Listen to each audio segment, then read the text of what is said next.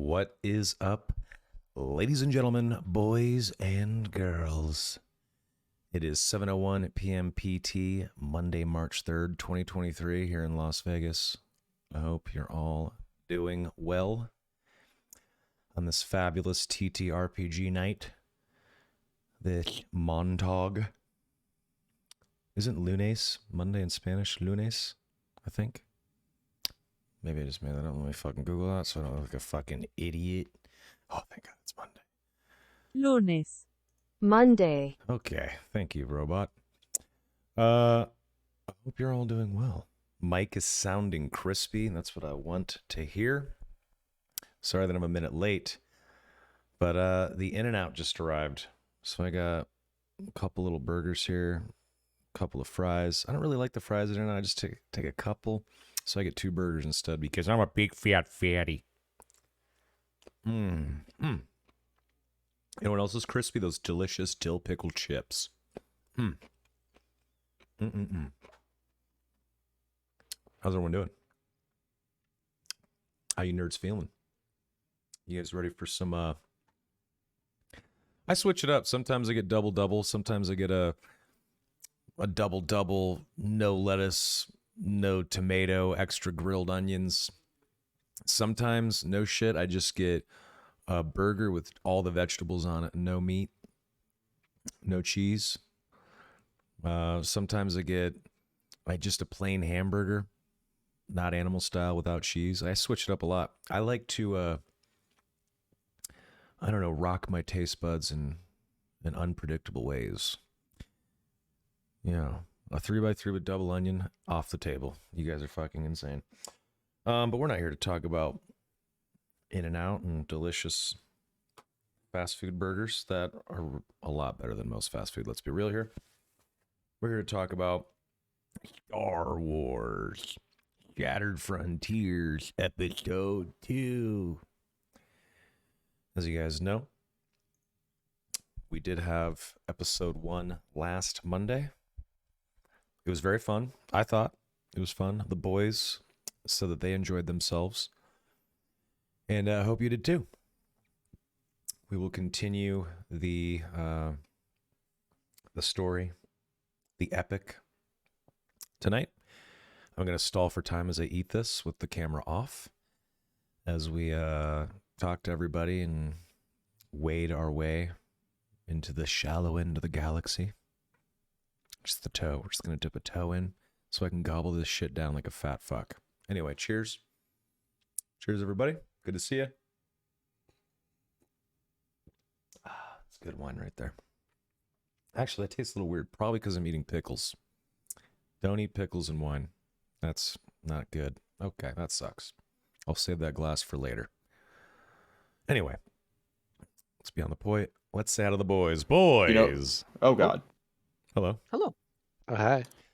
Hi. Howdy. Howdy. How you guys doing? Don't mind me while I eat this In-N-Out and I stall for time. Alive and well. Mhm. Well, at least it came now.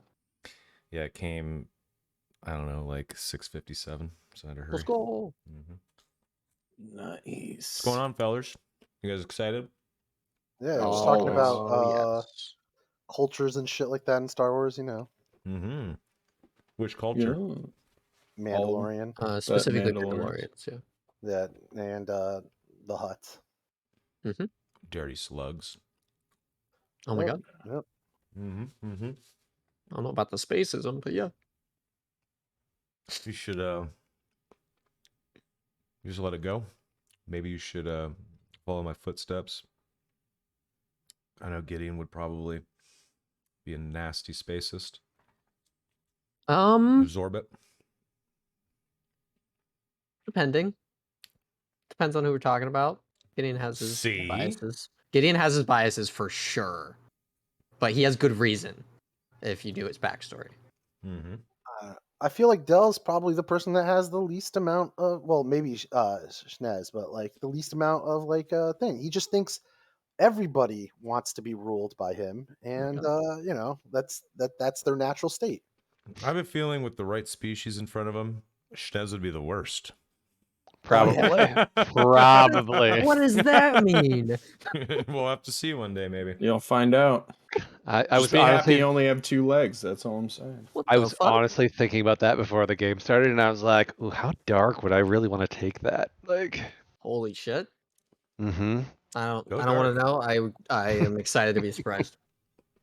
Yeah, He's a space anteater rival. Figure out. Come on, dude. I'm saving that for later. Oh, I thought that was a mask. Is that his actual head? Yes. Have you ever seen a Kubaz? It's the No. dude in A New Hope who's Oh my like God. ratting out Han Solo to Jabba the Hutt. Oh, Yeah. I thought it was just a mask, bro. No. Nah. He's not a Yep. plague doctor. No. Yeah, that's. Thank you so much. That's exactly what I was thinking. Thank you. Yeah, he's got a good long snout. He used to Okay. eat insects on his home world. Got it. Watch it. out, Verpine. Mm-hmm. Are there? Oh my God! I was Geonosians? just about to ask. Geonosian, yeah. Gotta be careful. Jesus Christ! Well, all the Geonosians at this point, I think, are dead. I think they all got fucking wiped out by the Empire, but I can't remember. Damn, that's fucked up. Surely Man. not all. of Or, them. well, most of them though. Yeah, there's probably some colonies out there somewhere. There's some The floating around, fabled literally. deliciousness. Oh my God! Yes. You can talk to your prey as you eat it. Jesus Christ! Mm. There you go in the Star Wars chat. That's a picture of the Kubaz from the movies. Let's take a peek. Garen Dan. Star Wars tab. Yep. Okay. Hmm. Yeah, I Mhm. see it completely differently now that I'm not thinking Plague Doctor. It looks completely different. Okay. Mm-hmm. Rival, how you doing? Okay. What's going on with your life? I fucked up a tendon in my arm, and I don't know how.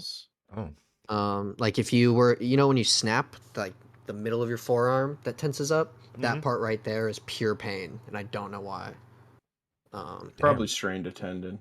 Probably. I was picking heavy shit up today, so that's most likely what it is. Oh, well, yeah. But I was wearing a Yeah, brace. but did you hear it? Did you hear it pop at all? No, I didn't Okay. feel it. I didn't feel it do anything sketchy. Yeah, It just if you- started hurting out of nowhere. If you felt and heard it pop, then you would have ruptured a tendon in your Oh, arm. yeah, yeah, That's not fun. That's like 6 months of recovery.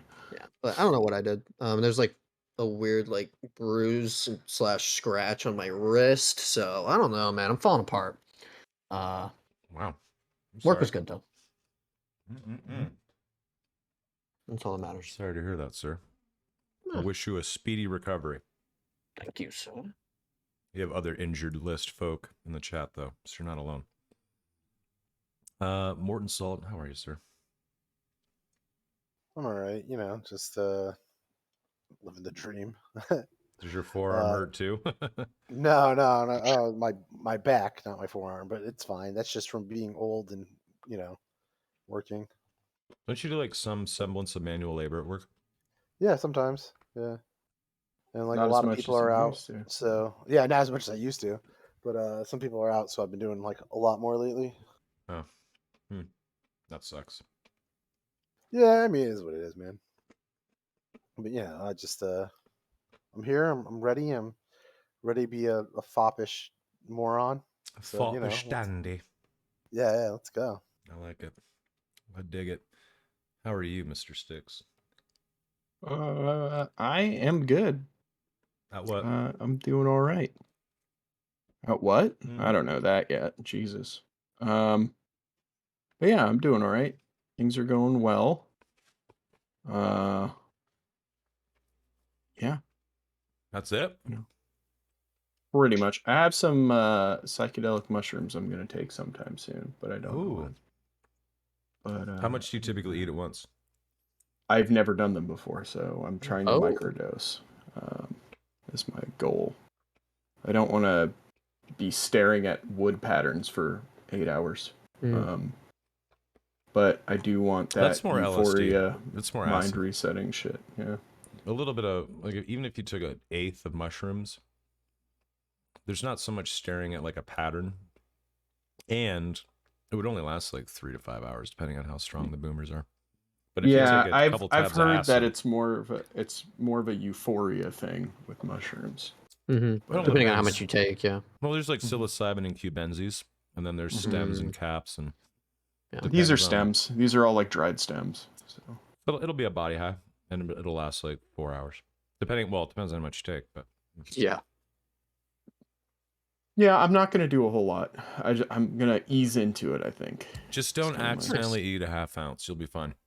Mhm. I don't even have a half ounce. I don't think so. No room for error. Then you'll be fine. Yeah. How are Yeah. you doing, Mr. Zarian? I'm good. Just getting into some crunch time before my new job's big first fundraiser of the year. So just trying to Ooh. cross a lot of the T's, dot the I's, get things ready to go, because that helps set the stage for the rest of the year. Can you tell us about the fundraiser?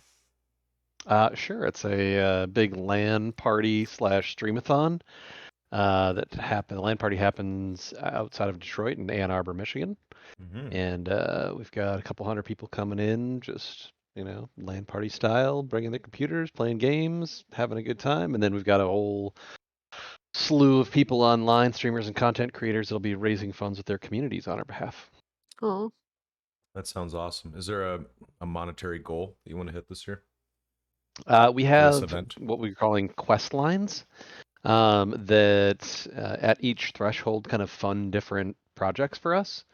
So we have the first one, which does a lot of the gaming carts that go into children's hospitals. The next one is funding a series of new programs that we have coming, which is basically think like a Chuck E. Cheese style reward system that goes into children's hospitals through high-tech automated vending machines Cool. that the hospital staff can give kids redemption codes, and they can go choose cool things out of this vending machine for rewards for treatment or accomplishments or hitting goals, all that kind of stuff. that's fucking badass. Yeah. And then we've got a third tree that is funding one of our volunteer programs where we have people that go into the hospitals and play games with the kids and help maintain and monitor some of the other systems that we have in place, and outfitting them with training tools and things like t-shirts and all that kind of stuff, just like helping to flesh that program out a little bit more. Nice. Yeah. Wow. Would you rather be doing this or selling headsets? This is a very different experience from a mental health standpoint, and I really appreciate it. I bet. Sounds Both really fulfilling. both have their merits, but this was something that I never expected to do, but has been a lot of fun. Mhm. I cannot believe this just happened. I'm sitting here eating this burger, and it just like the bun, literally like it was cut, just fell onto my keyboard. What the fuck? You gotta be shitting me right now. That's good for the keyboard. Fuck. That's fine. It's Not just really. a bun. No, because it was sauce on the bun. Saucy, yes, sauce bun. Oh, it Yep. went face down. Oof. Yeah. Fucking cunt. God damn it. Hold on. You gotta be shitting me right now. What are the chances of that? Okay, that's really great. 1 second, sorry. Really want to clean this fucking animal style sauce off the fucking space bar. Sarah and Razor have been let in the past. Fuck. God damn it. Ah, fuck my ass. With the membrane. So Sorry, say that again? blow it out with air and all that kind of shit. It's just easier to clean. And I like the key switches. So and the mouse is Okay. really good too. So I'm a fan. I like it. God damn it. Sucks. You gotta be shitting me. That is not the way I wanted to stall for time. Yeah. Secret What do you- sauce. It just comes out of nowhere. Just fucking grumbling. Yeah, Rival, what do about you it. use?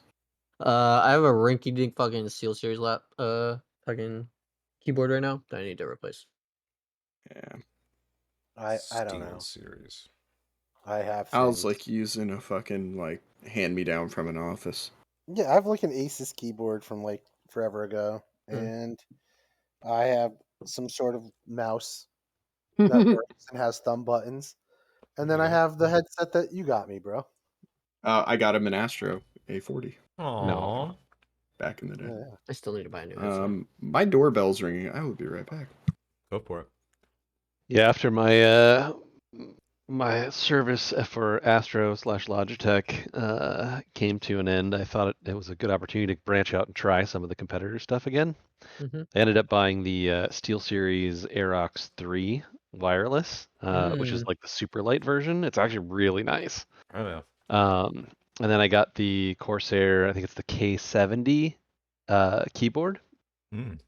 which is funny because there was one guy who has designed and developed most of the Logitech keyboards for like the last 15 years. There was a brief stint where he went over to Corsair, and this ends up being the keyboard that he made while he was over there Oh shit. before he went back to Logitech, which is funny. So Mm. Also, It's armor like- is just Amazon. nothing Congrats. crazy.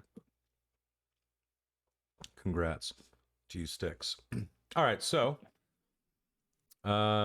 starting with Mr. Al, sorry, Rival rather. Rival, Okay. what did you spend your experience points on last week? Oh, so my 15 experience went into talents. 10 of it went into the physician talent, which makes it so when I make medicine checks to help heal wounds, the target heals an additional strain per rank of physician. Nice. And then I also got grit, which gives me another strain threshold. Smart. Wicked Mhm. smart. Okay. I like that. Mr. Morton Salt, what did you spend your XP on? I got skills. I got a point in Underworld, knowledge Underworld, a point in Skullduggery, Okay. and I think a point in Perception. I just have so many skills; it's hard to remember exactly what I put points in. But yeah, that's what I did. Excellent. Sticks, what did you spend your XP on? I got another couple of ranks in the move force power. I think I spent it pretty much all in the move force power. And then, yeah, so I only have one more thing to get in that, and I'll be done with that one. So Is that the second control one, like the pull stuff? I got a range and a control, and then, yeah, all I have is the second control to pull things out of fixed locations and stuff like that. You don't need It's to the last get thing I need to get. both ranges that connect to control, do you? Yeah, you do, and that's why I did that. I see. Okay. But it does mean I can fling someone across the map now, if I need to. Or at least short range. No, it starts at short, and then the two ranges Oh, allow me yeah, to do medium and shit. long, so I can actually like literally toss somebody across the map, which is fun. My God. Or like 100 feet away from me.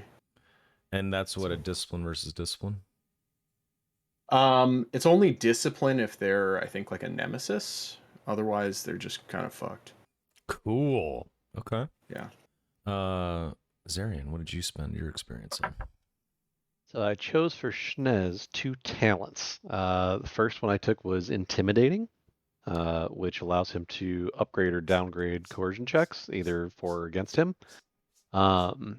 And then I took Jury Rigged, which allows you to choose one weapon, armor, or other item to give it a permanent improvement while it remains in use. So I took my clothing and added a ranged defense to it. So Awesome. I love it. Smart move. The thing you were thinking of, Soma, by the way, is if I throw an object at somebody, which was the control I picked up, it's a ranged combat check combined with the move power check. Ah, okay. So Well, I mean, if you throw someone too, like you can, the way move works is you can just like pick someone up and carry them over somewhere and like set them on a box. But if you want to use the move like force combat check, that is actually like throwing a motherfucker. And I thought that was discipline versus discipline. But let me see. there's no real explanation of how that works.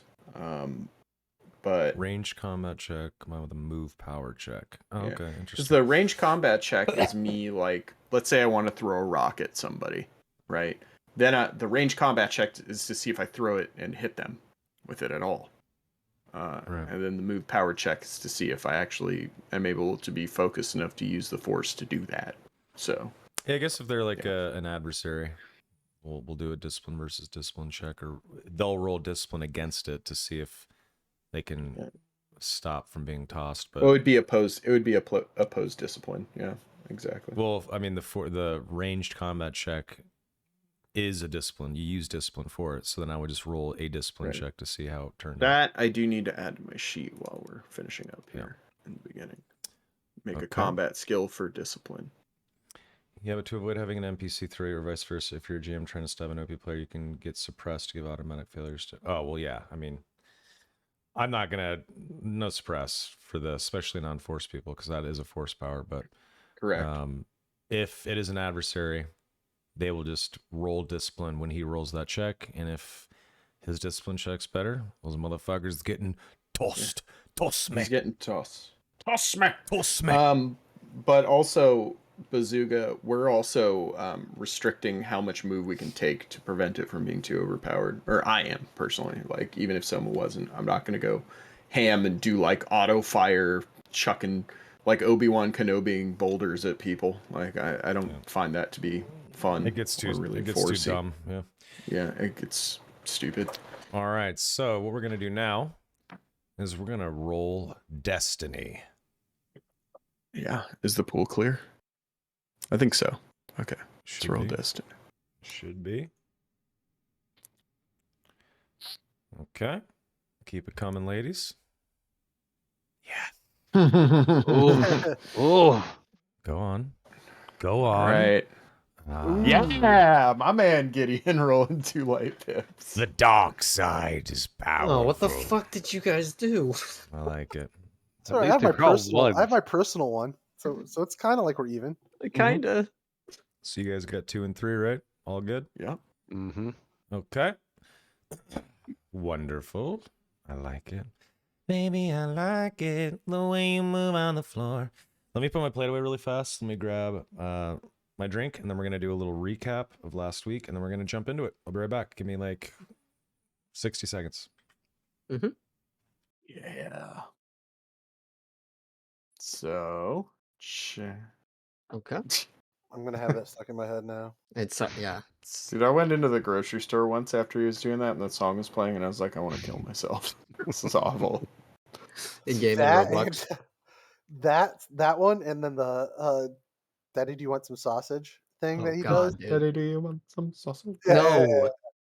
You don't need to do Isn't that it. from the Tom Green movie from I don't back in the day? I want to say it is.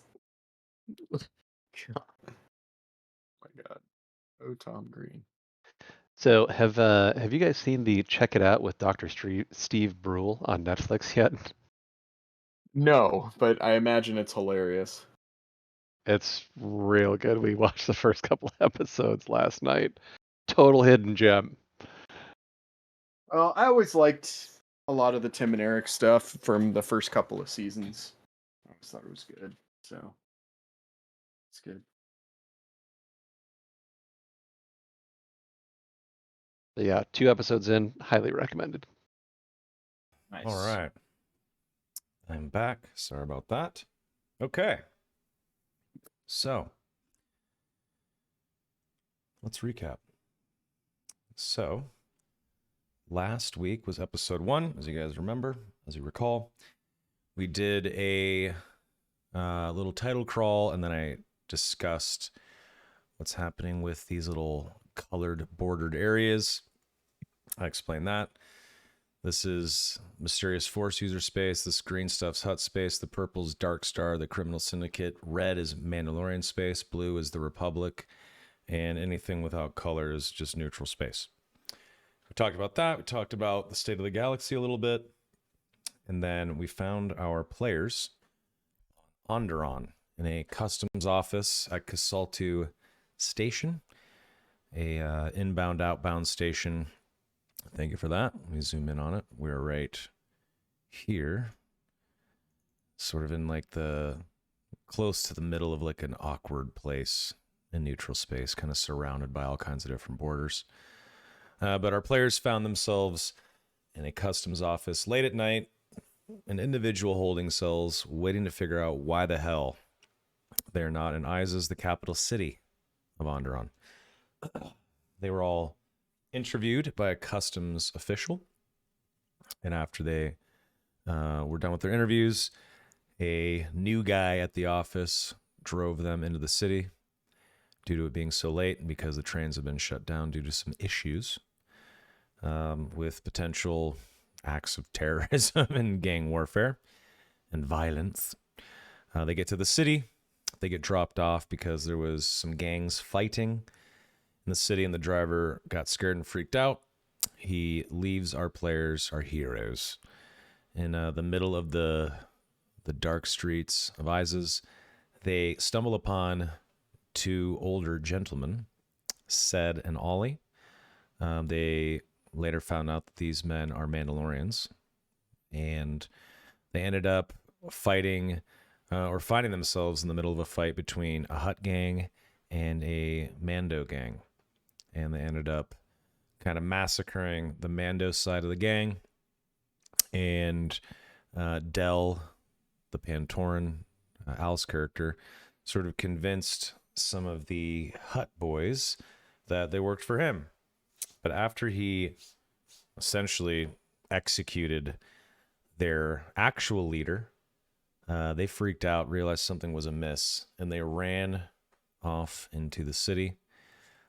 But they did win the day, and they were offered a place to sleep and some food and drink at Sed's bar called The Rooping. And they were walking away from the, I suppose, crime scene, the murder scene, the bloodbath, with Sed and Ollie toward the bar. And that's where we ended episode 1. Did I get everything? Attack of the Clones. Just kidding. Oh, boy. That's actually... I was wrong. That's episode 2. I'm a loser. My bad. The Phantom Menace is what she meant. Yes, it is.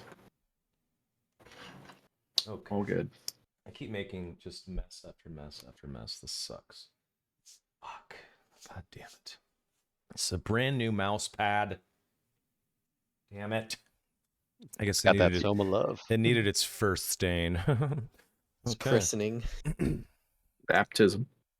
Well, the baptism and the christening comes off stream, no cam on. Okay. But it can get its first little love stain. Not love Okay. stain, damn, you know what I mean.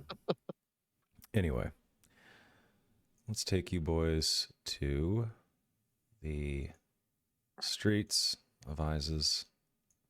Streets. Okay, I'm from the streets.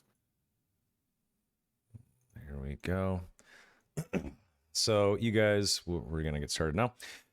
So you gentlemen and Sed and Ollie were walking through these streets, and after about, I don't know, mile and a half, you come to sort of a lit up bar. It says it's closed, but Sed and Ollie walk you in, and they lock the door behind you guys, and they gesture for you to step inside and head to the bar. And what you see inside of the Rooping is this. All right. Nice. So imagine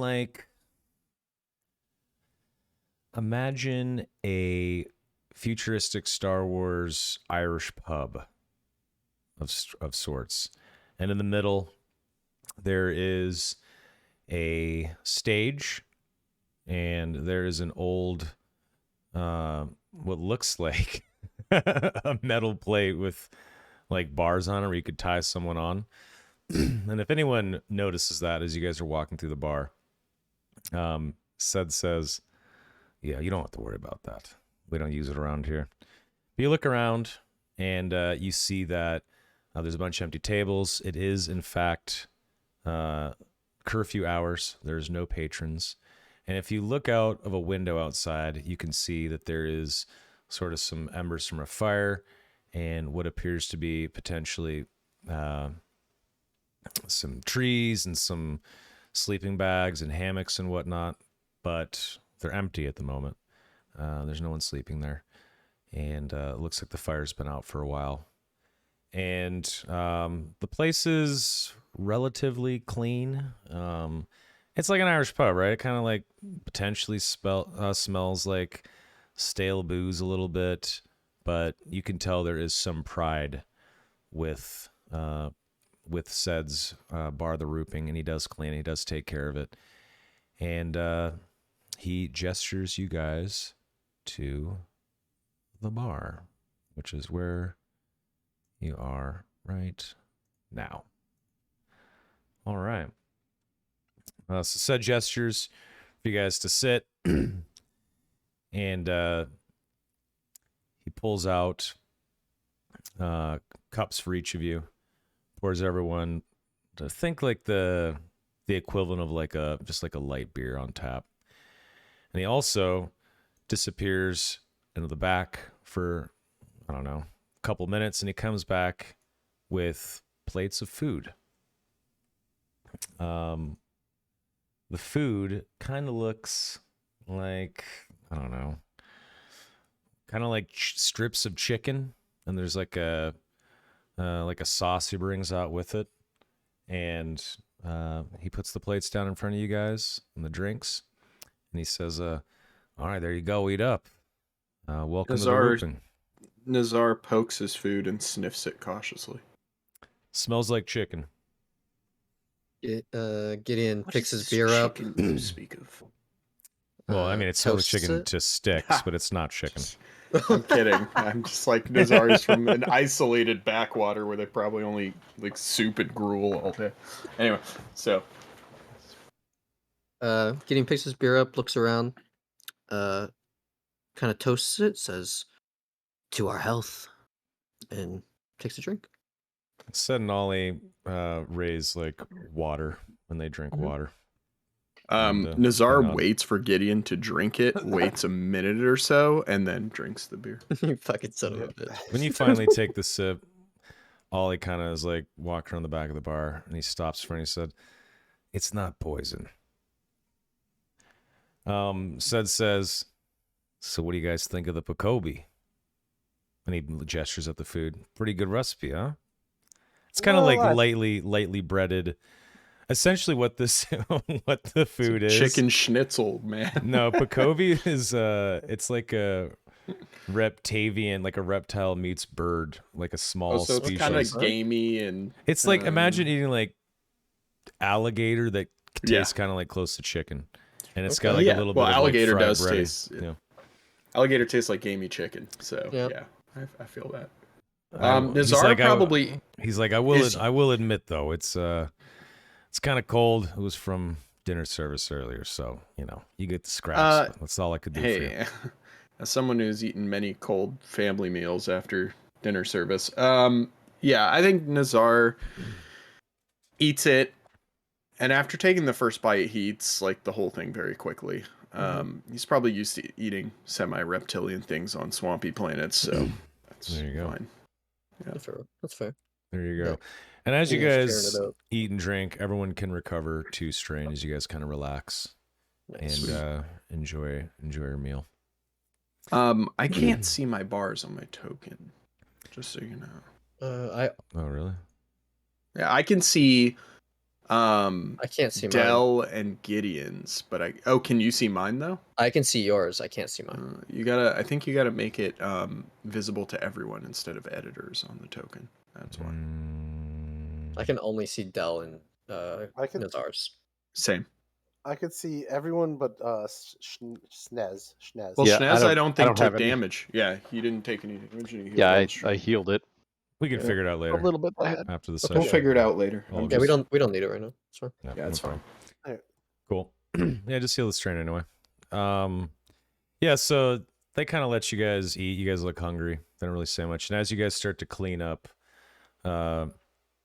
your plates and finish your beers, Ollie here refills the beers, and Sed finally starts to engage you guys, and he says, "So, what the hell are you doing here, Nonderon? Why the hell did you happen to stumble upon us? And I guess my final question is, why the hell did you help us? And he just says that to the whole group. Nazar quietly drinks his beer, waiting for someone else to answer. Like he's side-eyeing while he's pretending he can't answer because he's drinking. Yeah, you guys have an awkward silence as he says that. Yeah. And Sed notices, and he kind of like side eyes Ollie. Says, Most I don't like this silence, gentlemen. What the? It should be an easy question. Why the hell are you So- in ISIS? Snez is going to kind of look up a little bit. And, well, you have to understand that we have just met you. So I think we were all probably a little bit reluctant to engage. I've only just met these other three moments ago. I think that we helped because we saw that you were wounded. He walks around and leans on the barrel and he says, I don't want to know your deepest, darkest secrets. I'm just wondering why the hell you're in my city. Relax. This is an interrogation, gentlemen. Nazar sets his beer glass down. He doesn't like slam it, but he does like put it in such a way as to draw attention to his position at the bar. Like he dramatically just kind of puts it down. And then he says, I am here to see more of the galaxy, and this was my only choice. All right. So your mostly just sights passing here. through. Okay, passing through. Sights here. See? Not so hard, you weirdos. Jesus. And he kind of like pours himself a shot of something. Nazar raises his glass again, saying that he would like another. Well, He takes the Yeah, shot and he I'm kind of more than willing to winces. talk. He takes a shot and he kind of winces and holds his stomach for a second, takes a deep breath, and then he gives you more beer. He said, Mm. all the drinks are on me tonight, fellas. You guys did good cleaning up the streets. You guys had us going there for a second with the whole hut thing. Yes. I didn't mean to step on you, Al. Sorry about that. No, it's legit. Every time I went to talk, somebody started talking. Go for it. Go for it. I'm good. I lost my train of thought. Sorry, buddy. No, it's all right. Yeah, I don't know anything about huts. Never mind. Yeah, he. So- Go ahead, Walter. I was going to say, so Schnez will take a minute and, well, to answer your earlier question with a little more detail, I'm here looking to buy some droids. I'm curious if you've seen anybody come in with any new stock recently. Ollie kind of speaks up. He says, well, we're pretty close to the gate, so we see all kinds of people of all shapes and sizes, all types of business come pretty close to the gate here. This city's huge, though. When it comes to droids, blasters, I don't know, you name it. It's kind of spread out all over the place, man. You're going to have to walk around and do the shopping yourself. I mean, the North Gate close to Casaltu, it's probably the busiest gate in the city, to be honest. So, I don't know if I can help you. Sorry, man. That's okay. Maybe you can tell us a little bit about this lockdown that's happening right now. Should we be worried for our safety? They kind of stay quiet for a second. They look at each other and they say, yeah, we can explain that, I suppose. Sed kind of leans against these barrels here.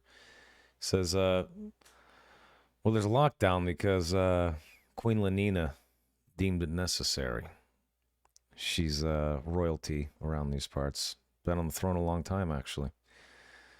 But as you guys could see, there's a lot of violence occurring on the streets.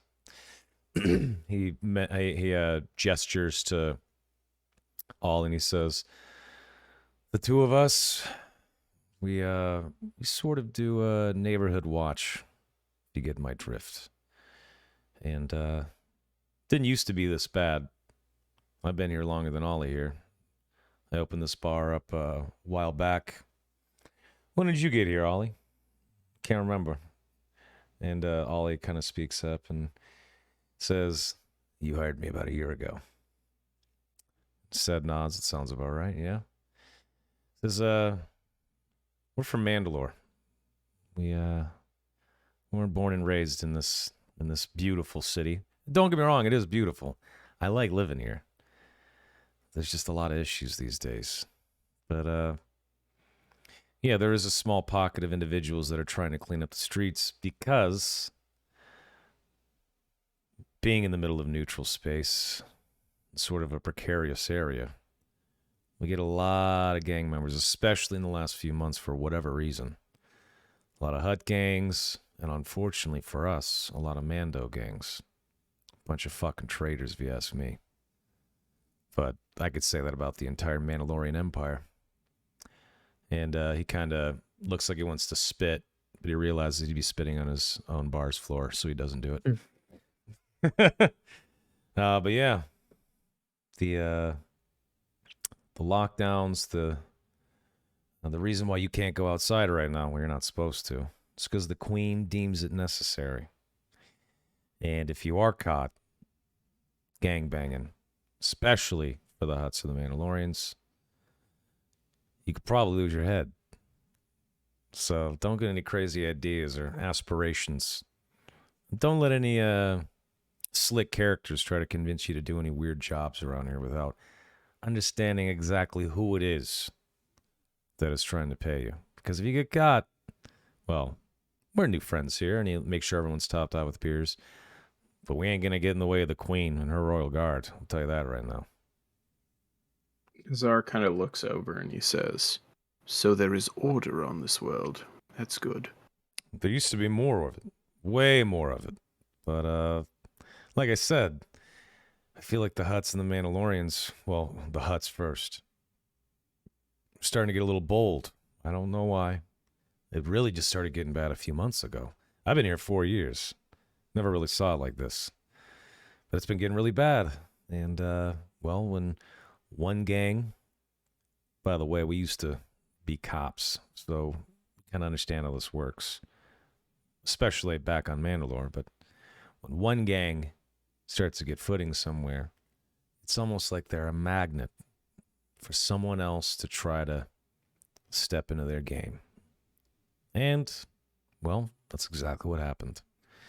And that's why you see pockets of Mandalorian, especially small Mandalorian gangs, coming out here to try to step in their territory. Well, they think it's their territory. It certainly ain't. And when this time he spits on the floor when he says that, and then he kind of like rolls his eyes and he like bends down and like wipes it out with a rag. It's like, shit. And he looks back up and he says, "You might have noticed there's some places to sleep outside. That's where some of the other neighborhood watch boys like to rest. I think some of them get off on going out there to try to knock some heads. Me and this old fuck," and he points to Ollie, and Ollie kind of grunts at him. We've been doing this a long time.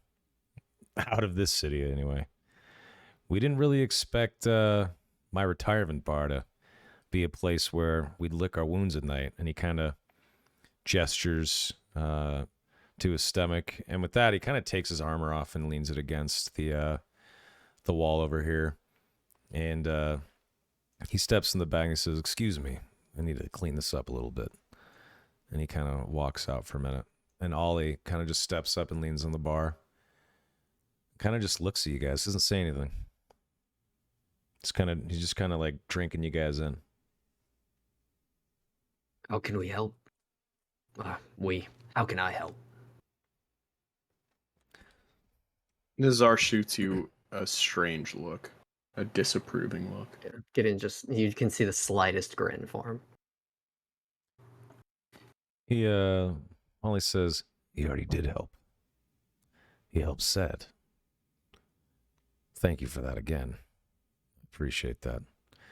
Look, he's being really nice here, letting you guys come in here and eat and drink for free. This bar is decently successful, but he can't afford this shit. Don't fuck around here, please. Treat this place nice. he'll probably let you guys stay here a couple nights. But don't take advantage of his good heart. Get my drift? Getting nods. Seer nods. Or Seer. Schnez nods. Who? Nice. Who? Who? What? And I guess maybe you guys would kind of sit there in awkward silence for like 30, 45 seconds. And Mhm. Sed comes back in and he says, well, gentlemen, is there anything else I can get for you?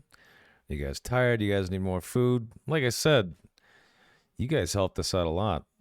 Those bastards out there were going at it for a while. There was actually a bunch more of them. But I guess whenever we showed up, maybe they got a little spooked. It sounded like we're not known around here. But yeah, it could have been way worse. So thanks again. Do you guys know where these gangs operate out of? Or do they just kind of show up? Sed kind of like side eyes Ollie. And Ollie says, we don't know where the hell the gangs operate from. It's sad to see this. There's typically someone else working in this bar, my son, Horace. But we think maybe he fell in line with one of these fucking gangs.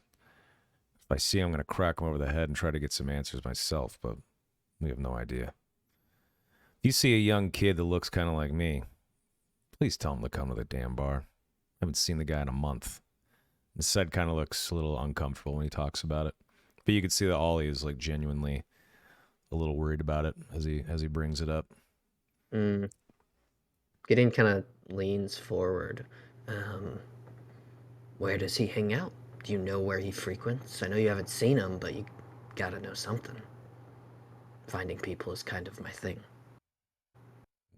Ollie kind of like cocks an eyebrow and like leans on the bar and he says, well,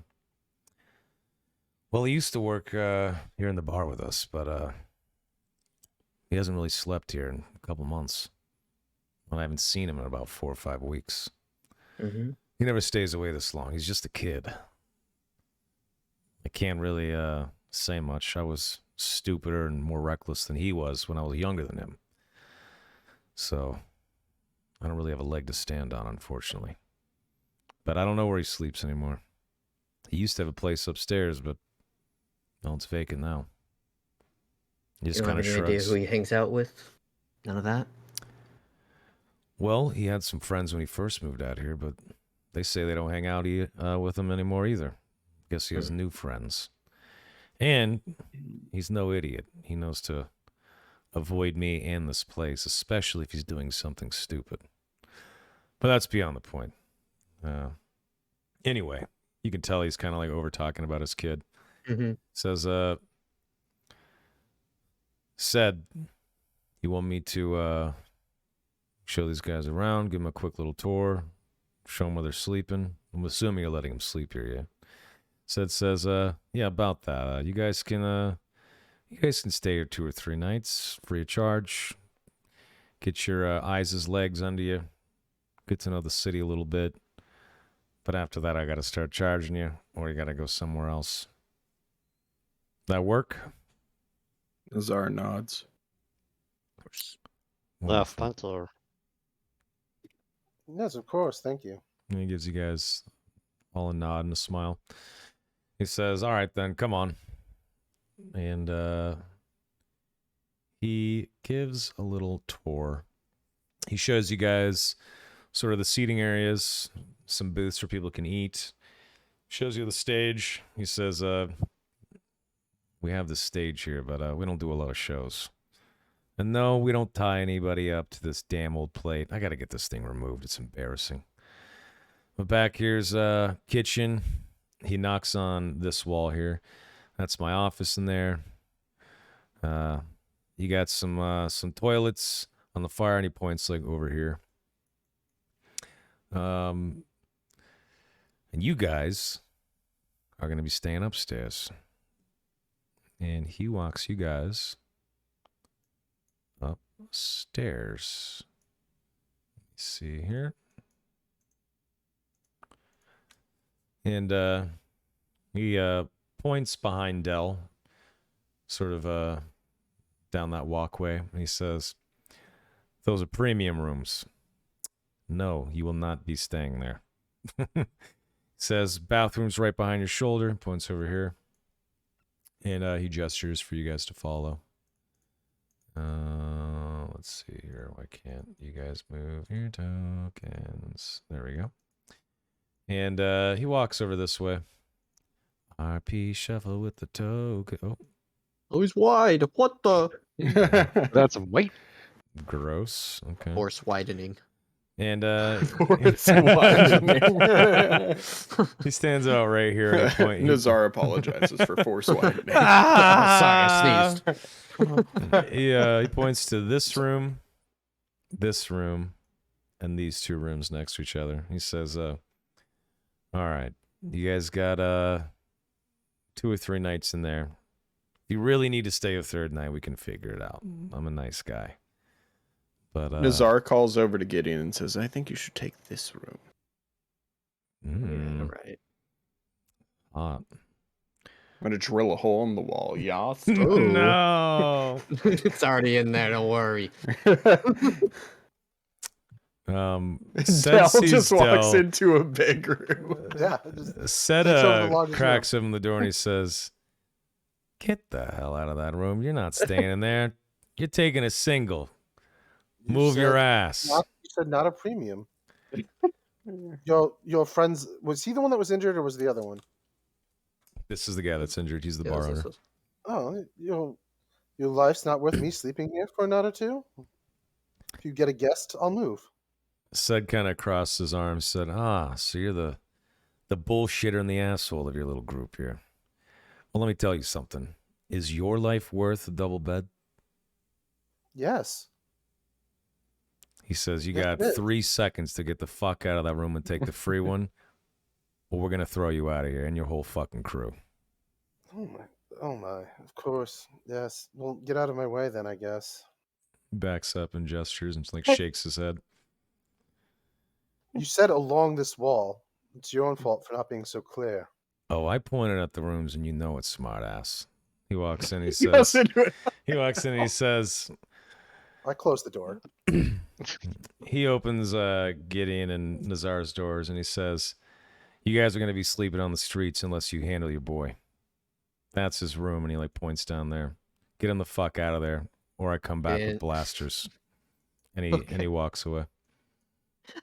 Oh, like I'm sorry. They all look the fucking same to me. Like, was there like actually a specific one? He pointed at Yeah, this room, it's this all room. the single beds. Yeah, he's trying Okay, to I literally heard like along this wall, not the premium, not the stuff down like here. premium or, is like, this stuff these. in the top left. Yeah, He's yeah. trying That's what I to heard. Not the double premium. beds are more Like, expensive for people. So okay. he's I thought it was all the yeah. same. I really actually wasn't trying to be like a jerk. I just Oh, literally it's thought- all good. It was actually great. Either way, on brand. I thought that was very on Dell's. That was Yeah, awesome. Yeah. So the first thing Shnez is going to do is look for any type of surveillance equipment or like recording devices or that kind of stuff in the room. Okay. Go ahead and make a perception check at 1P.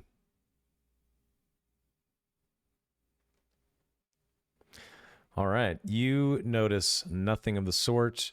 You notice, if anything, that it's just kind of like a dusty, like cheap motelish kind of a room. The sheets are clean, but it's nothing special. There's no surveillance. No one's trying to spy on you. Okay.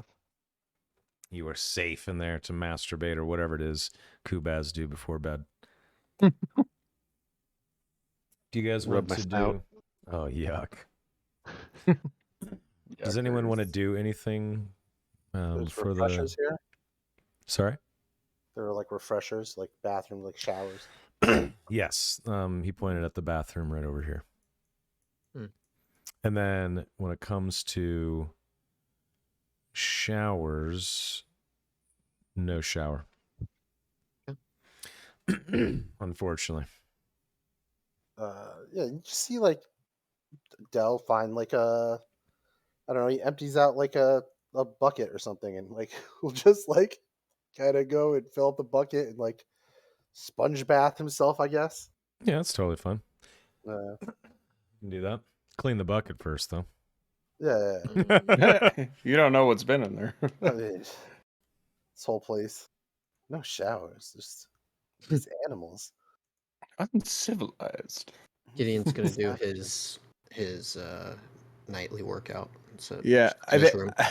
I think Nazar hears you muttering, and Nazar will come over and he says, "Yes, we shall have to get these premium rooms, I suppose, at some point. And It's the always inde- good to have goals, Dell." the indecency to just argue with me over a room. He pointed at the wall and said, "Have a room." You know, it's your own fault. Yes, I suppose that's true, but these are simple folk. I suppose we should understand that. It's not enough that we just get left in the middle of nowhere. Then we save his life. Middle of I nowhere. thought I finally saw some gratitude and hospitality. And All the tales I've heard of this planet is supposed to be something of grandeur and majesty, and all I'm seeing is a rundown slum. yes, and the smell, like, oh my. Yes, it's quite hideous. In One any day- case, sorry, you were saying? Yeah. I was just saying, even one maid. Obviously, they don't have anybody. True. But, well, I suppose we'll be roughing it then. I'm going to get some rest. Tomorrow we shall have to try and find a way to make our lives a little more comfortable here, I suppose. Well, good evening. Good evening indeed. I will see you in the morning. And I walk back to my room. All right. And I'm just going to lay on the bed and just start going to sleep. Okay. Am I anyone else? am I able to medicine check myself because I have 4 wounds? Or no? Sure. I suppose you haven't done that yet, right? No, I just did it on the guy last session. I am also wounded. You and I think, are the only two who are still wounded. Yeah. So. I mean, yeah, you can do like a little medicine check on yourself. That's fine. Okay. What would the check be? If it's less than half, I think it's, what is it? 2 purple or 1 purple? Fuck, I can't remember. Let me look It- really quick. Yeah, if it's less than half, it's a certain difficulty, and if it's more equal to or more than half, then it's a higher difficulty. Yep. And if it's self-treating, that is a little more difficult. That's on critical hits, not on medicine checks, I don't think. Because, like, yeah, that's just for critical hits. Let's see here. It is going to be. Oh, it looks like it's only 2p with the amount of wounds you have, and to treat your own wounds. So yeah, just Oh, sorry. Wait. Mm-hmm. Hold on. I think it's only for crits, but I could be wrong. 3p for your own wounds. Oh, okay. It is for all. Okay. Let's go. Okay, you recover 3 wounds. Nice. It takes you I don't know, 15-20 minutes to properly clean it up. But Yeah, imagine he was gonna work out and then like realized he had a Something hurt, blaster yeah. wound. Yeah, had a blaster wound, and was just like, God fucking damn it! And is now Nazar- dressing that groaning in his room. Yeah, Nazar's gonna knock on the door and ask for treatment as well. Yeah, come in. 2p for Nazar. Okay.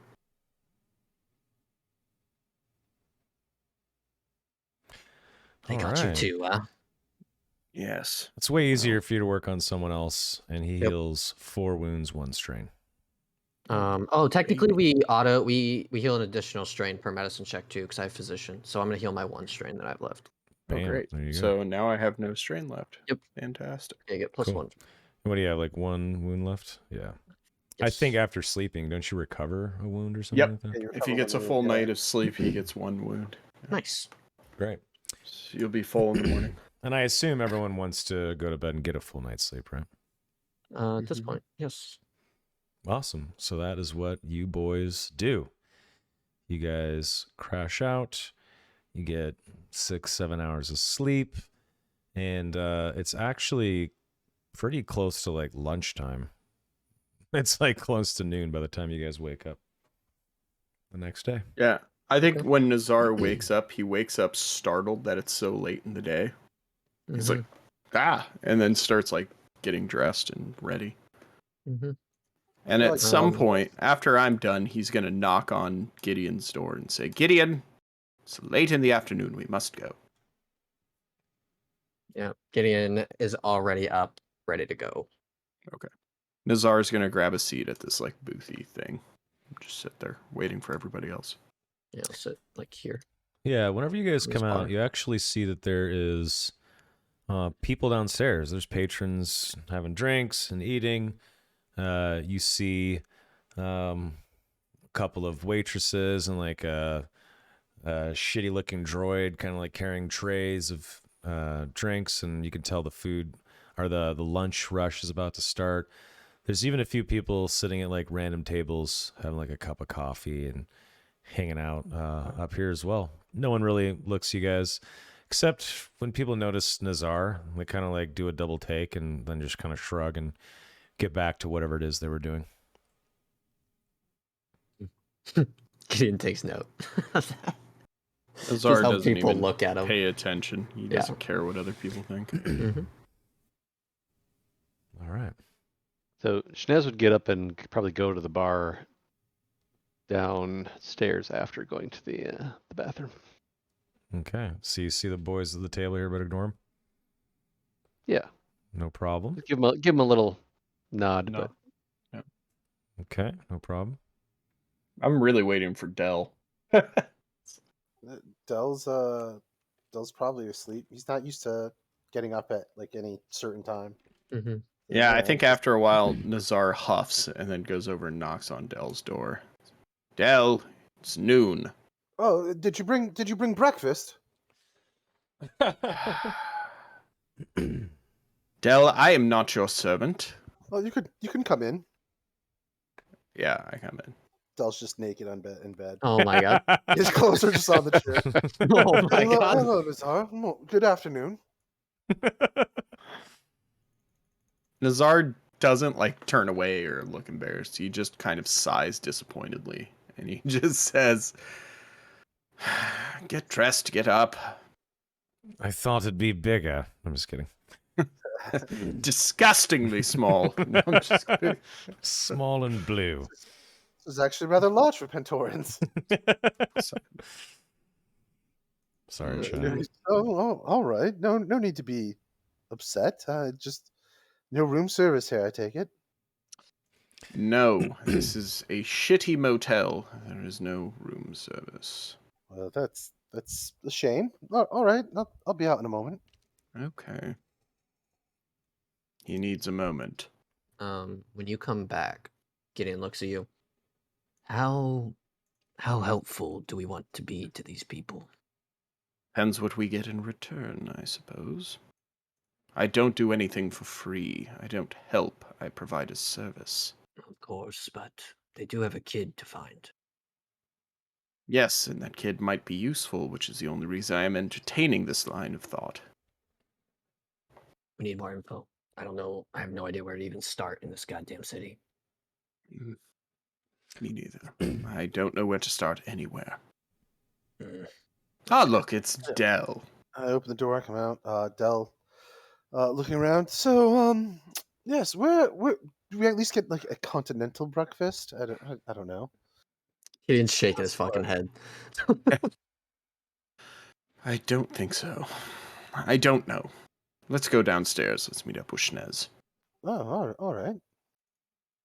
Okay. Still shaking his head when he walks away. Yeah. All right. You're not necessarily at the bar. Feel free to move your tokens how you want. You do not see Sed, but you do see Ollie behind the bar. Looks like he is serving a bunch of patrons at other seats of the bar, kind of, making small talk with some folks. Once in a while, a droid or one of the waitresses kind of walks back, says something to him, or slaps a ticket down. And he'll shout something to the back, and he looks busy. He just looks like a bartender and a bar manager that's about to work the lunch rush. And You said the place was busy. like moderately busy. There's probably like, I don't know, like 15, 20 people in here at various tables eating and drinking. People are coming and going. There is some, music playing on some speakers hanging somewhere, but it's really light. And, like pretty generic cantina music. Mm-hmm. And, that's And it. that good old jizz. Oh, Mhm. gotta love it. So Shnez would have been at the bar, having ordered like a meal, and just listening and trying to take in any of the conversations that would have been happening around him. Just seeing if there's any notable information that might have been useful. Okay. Why don't you drop me let's see here. Because it's not too loud. Let's just go with like a 2P perception check. Nothing. One advantage. So you can hear that some of the citizens of Izes are sort of talking maybe semi-excitedly about something. You can't quite make it out, but you get the thought that maybe the same conversation is being had at multiple tables about something. Can't quite make it out though. So at that point, Shnez is gonna kind of wave Ollie over. Yeah, he steps up and he actually drops a plate of food. He kind of looks at you and like gives you like the finger, like a pointer finger, like hold on, and he actually brings your plate of food over to you and sets it down in front of you. Ah, yes, well, thank you again. It seems like there's quite a commotion and some excitement of something. What's going on in the city today? Yeah, he are you guys walking up as he says this, or Yes. Yeah, I I'm gonna see walk up Shnez and I'm gonna join him at the bar. Yeah, what's the next you door? kind of have to wait a second as this guy is kind of paying his tab, and Oh, okay. Ollie kind of like nods, and these guys pay a few credits. Ollie kind of tells him bye. Yeah, see you tomorrow. And they walk away, and then there's free seats for you guys to take a seat. And then this seat's taken actually by some old guy, but Dell could probably just sit in this chair and turn it around. I'm gonna Two do my chairs own right here. thing in a second. I'm gonna wait for you guys to finish our thing though. Sorry, say that again. Dell's gonna do his own thing. He has I have an idea of what I want to do, but like I'm gonna wait for you to finish with Schnez's ass. Okay, no problem. Yeah, he says, well, as you know, there was that scuffle last night. And if you recall, I mentioned that gang members that are caught, they get punished. Well, he points at a screen behind the bar, and he kind of like flips some channels on the hollow net, and he's flipping for a minute, and he gets like a local HoloNet channel. And on the screen, you see an image of a frightened looking face of one of the Hut gang members that ran off last night. And Ollie looks back and he says, that one right there, he's going to lose his head today. No exceptions. And he kind of just shrugs and he says, good riddance if you ask me. But yeah, that'll be happening in the center of the city later. Probably actually in the next, I don't know. He looks back at the screen and there's like a little countdown. In about 11 minutes actually. So I don't know if you're into that kind of thing. I won't be airing it in this bar. But there's other places to watch it. You're never going to make it to the center of the city by now, but you can watch it if you have the curiosity. Feels a little gruesome to me. Czar looks excitedly at the screen and says, looks like fun to me. Ollie says, like fun. All right. Kind of gives you like a weird eye. Says, look, it is a little gruesome. You're probably right, but this city isn't what it used to be even 12 months ago. This place is in a state that Sed's never seen it. It's changed so much in the year I've been here. It's gone downhill pretty fast.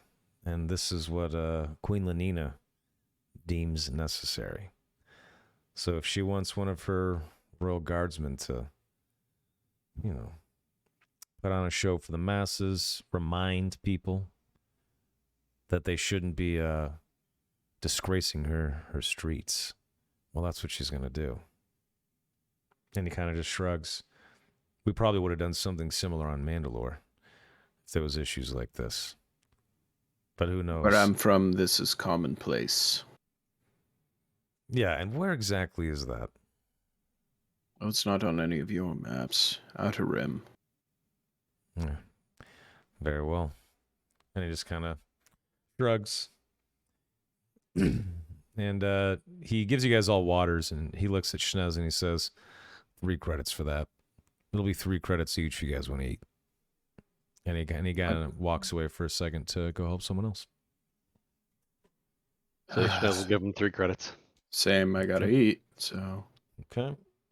Yeah, he I notices don't your got credits credits. on everyone got Yeah, 25. we do. Everyone got 25 last session. Oh, okay. So he brings plates, but he doesn't have time to stand and talk. The lunch rush is starting, and there's a bunch of people in here coming and going. So you'll have to talk to him later. Alright, I just eat. All right. Del, you wanted to do something, sir. What you got? I was going to just walk around and talk to people and ask them how they're enjoying their food, and he'll start seating people and like hold his hands out for like a tip after he seats them, and just kind of like acting like he works here and like seating people. Oh, is that enjoyable? Are you having a good time? Yes. Well, if there's anything you need, please let me know. That'll be And if they say something, he'll be like, well, that'll be this much, and hold his hand out. Yeah, maybe you get away with it for a few minutes, and then a young human waitress kind of walks up to you and she says, you don't work here, do you? Are you What? new? Are you new? Do you not know me?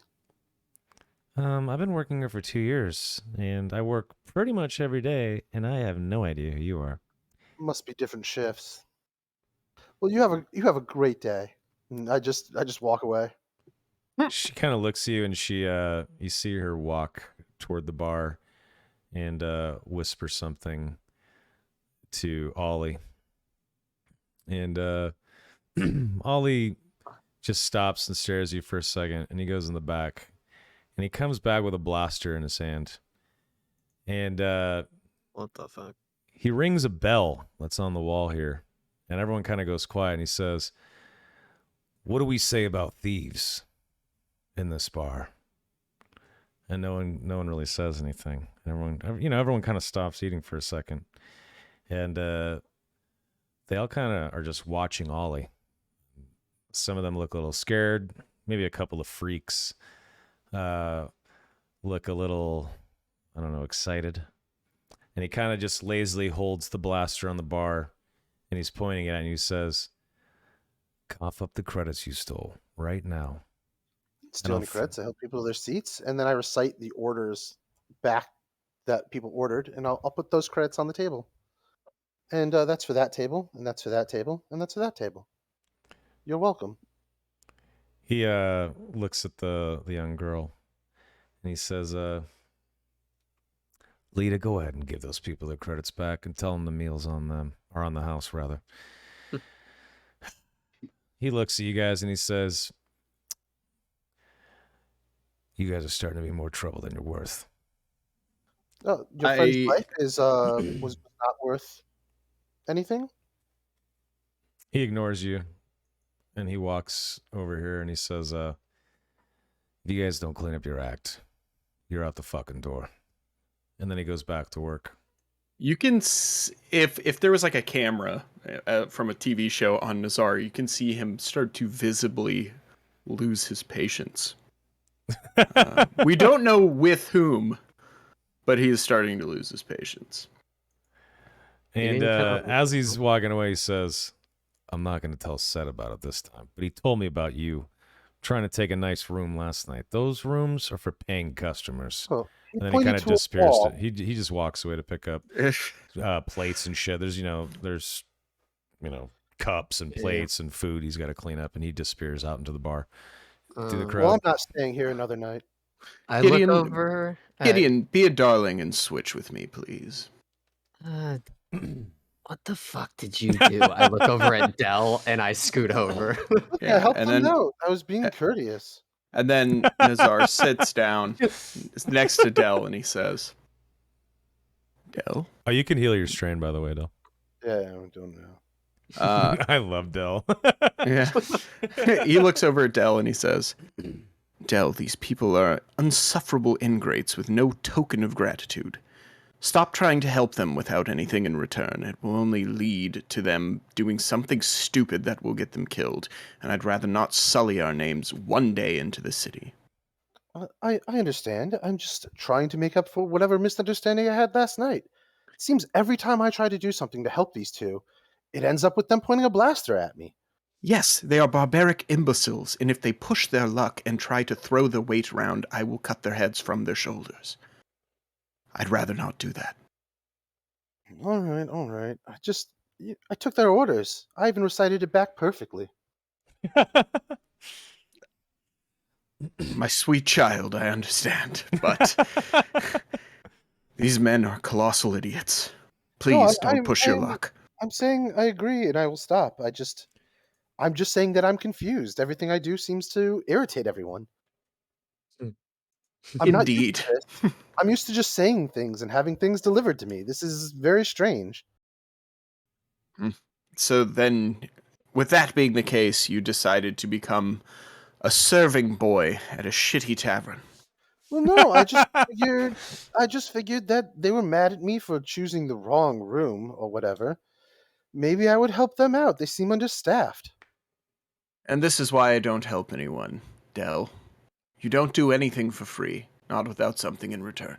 Good points. Good points. Ollie comes right. walking back with a bunch of plates and doesn't even look at you guys and just disappears in the back for 30 seconds and comes back. And this time he comes back with the plates of food that you guys ordered. And he points to Dell and he says, "Are you eating?" I mean, I don't know. Are you going to poison it? I You seem haven't, to hate me. I haven't Nazar decided yet. nudge elbows you so hard in the ribs. Oh. It's like, Oh, all right. stop. I guess I'll eat your wonderful food. He says, "I'm not fucking stupid. I know the food isn't that good. And look, I've seen rich little assholes like you before. I know your type. I am thankful that you guys came and helped us last night. I'm thankful that you killed a bunch of, well, my old countrymen, to be honest." And he kind of like, shakes his head as he says that. "But I'm not going to take shit in a bar that I run. And Sed is definitely not going to take shit in a bar that he owns. We gave you food last night, drinks. You have a place to sleep tonight again. Quit being an asshole." When he goes back, he's gone for a couple of minutes, comes back, sort of like throws a plate down, and he says, 3 credits. Sure. I want to have palmed 3 credits from that thing, and I'm down to roll for it. Yeah, roll for it. Yeah. Oh my fucking god. What would Deception earlier? for Yeah, sure. Yeah. Skullduggery. Or skullduggery. Yeah, either but like, or. You can either or, choose. but You like- can choose skullduggery or deception, and you can do. He doesn't It's more trust you. skullduggery if he's trying to. Now that I think about it, he's trying to sneakily. Okay. Well, what I did so- is in my mind, I did it like when I handed out the credits before, I just didn't hand out everything. Right. So sure. guess it'll- Okay, so yeah, I guess it could be either or then. You So can what- you can do whatever one you want. You can pick deception or skullduggery. It's going to be 2p 1 black. Okay, hold on a second. I think I have something for this. Nice. No, all right. No, fucking nothing for that. But what I do have is a force die is a die that I'm going to use on this because Oh I'm my I'm God. gonna use your destiny point. Yes. No That's problem. so fucking funny. So we Use your don't get destiny murdered point. in public. and Yeah. upgrade my shit, Key. right? Sorry? It upgrades it, right? Yeah, it upgrades it once. Yep. Nice. I don't think he'd kill us all, right? Just No. Come on. Oh fuck no, dude! I would drop this guy in 2 Woo! seconds. Look at Holy shit. that. You think that sticks. These guys are pretty badass. Mm-hmm. I know, but I think that. Oh, yeah, fair enough. So that was a damn good roll.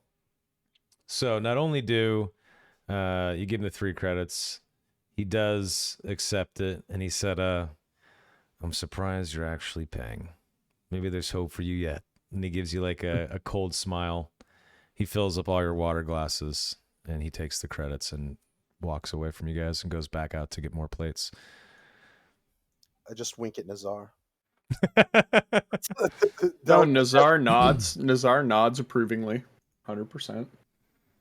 And at this point, from out of the back, Seth comes back and says, gentlemen, good to see all of you. How's it going? And he kind of rushes over and he turns the HoloNet screen back on and he races to a channel where the execution is about to begin. Nice. And on the screen, you see the queen's not there. She's not going to bother with like one gangbanger's execution, some like low-level hut gangbanger. But you do see that the execution is just about to occur. You see one singular, very scared young man, human male, knelt down in front of a block, in front of what looks like a very ornate, beautiful building. If you guys have seen Clone Wars, do you remember where the beheading was going to occur in Iza's in front of like the palace? Yeah. Yeah. That It's big plaza in the middle. Yes, it is in a big plaza just like that. And the audio's not on because there's music playing and whatnot.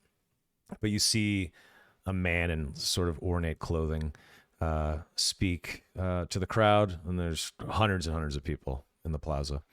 And he sort of puts his arms out, and he kind of points at the crowd, and he's doing like an aggressive pointing, and you could see that he's raising his voice. And then he gestures toward an armed guard who walks up with a sort of like an axe on a pole arm, almost like a glaive, if you will, but shorter. And he walks up, sort of adjusts himself, and with one quick swoop removes the head from what is probably like a 20-year-old human kid, right? Removes his head. You see people in the crowd. Some people are cheering. Some people kind of look away. The individual that was addressing the crowd says a couple more words, and then he and his guards walk away. And some like lowly city workers come and immediately start cleaning it up and removing the block and cleaning up the area. And the crowd slowly starts to disperse. And Sed looks back over to you guys and he says, the queen doesn't really mess around. If you recall, I mentioned that last night. Well, there you go. That's what happens when you align yourself with a gang. There is one gang that's all right around here, though we don't like to call ourselves a gang. And that is sort of the City Watch. It's just a bunch of different individuals, as citizens, expats like Ollie and I, that just want to keep the streets clean.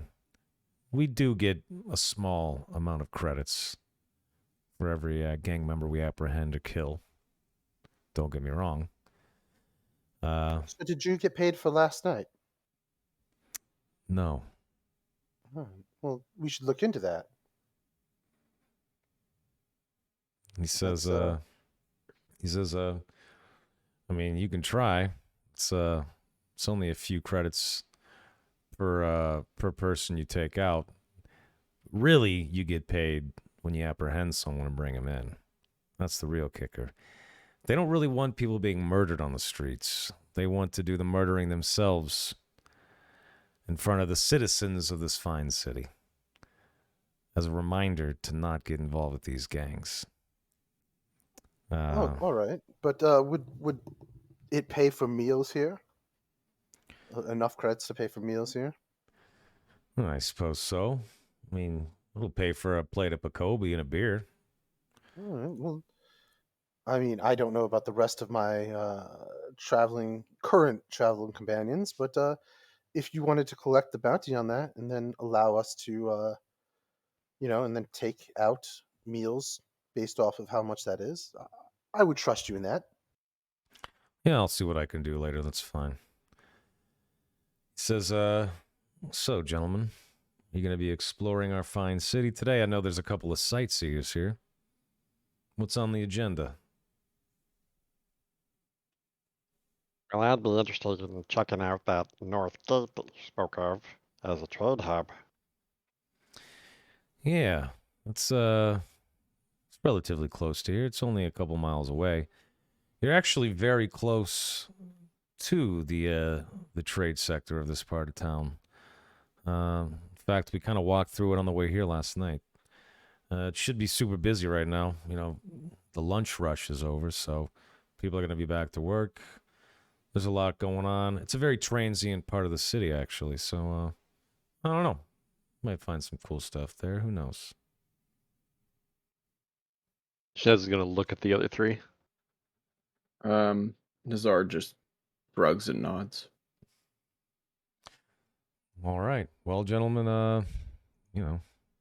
have a good one, I guess. Don't forget, you can stay here for free tonight. And he kind of walks down and he looks at Dell and he says, "You're cool now, right?" Yes, simple misunderstanding. All right. Okay. You guys can stay tomorrow night too. But after that, you pay. And then he disappears in the back. I posted a few pictures of the main square sizes Ooh. in Okay. Star Wars chat. All right. Oh, cool. Yeah, you did. There we go. In case chat is interested in what that area looks like. Very nice. Very nice. Yeah. Awesome. Yeah, I mean, that's, more or less what it was.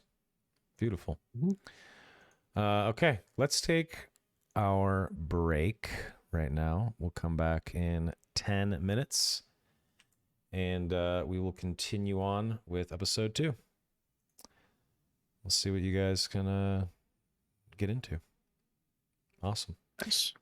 Cool. Chat, we'll see you at 8:38. See you soon.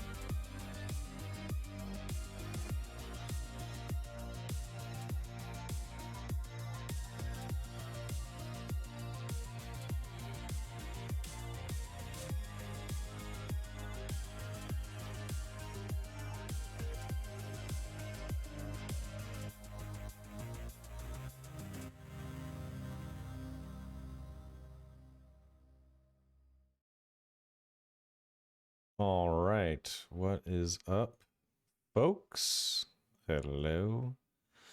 Hello. Hello. Hello. Hello. How is everybody doing? What's up? Back from break.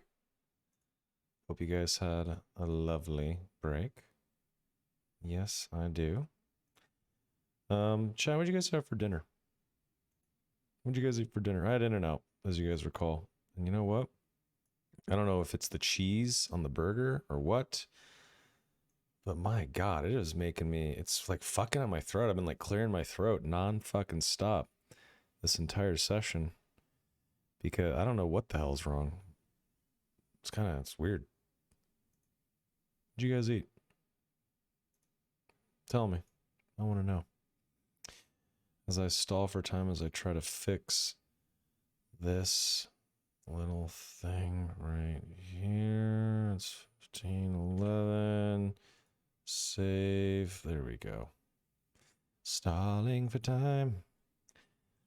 Stalling for time. There we go. Wonderful. Wonderful. Don't look yet. Stalling for time. I'm stalling for time. Stalling for time as I try to fix this fucking thing. There we go. Sorry about that. Okay. There we go. What's up, ladies and gents? Let's get back into it. What's up, boys? Hey, what Yeah. up? You missed it. Good. Oh, no. Just barely. What, Yeah. what did I miss, you sickos? You know, No, that's probably best. me you being missed. me, you know.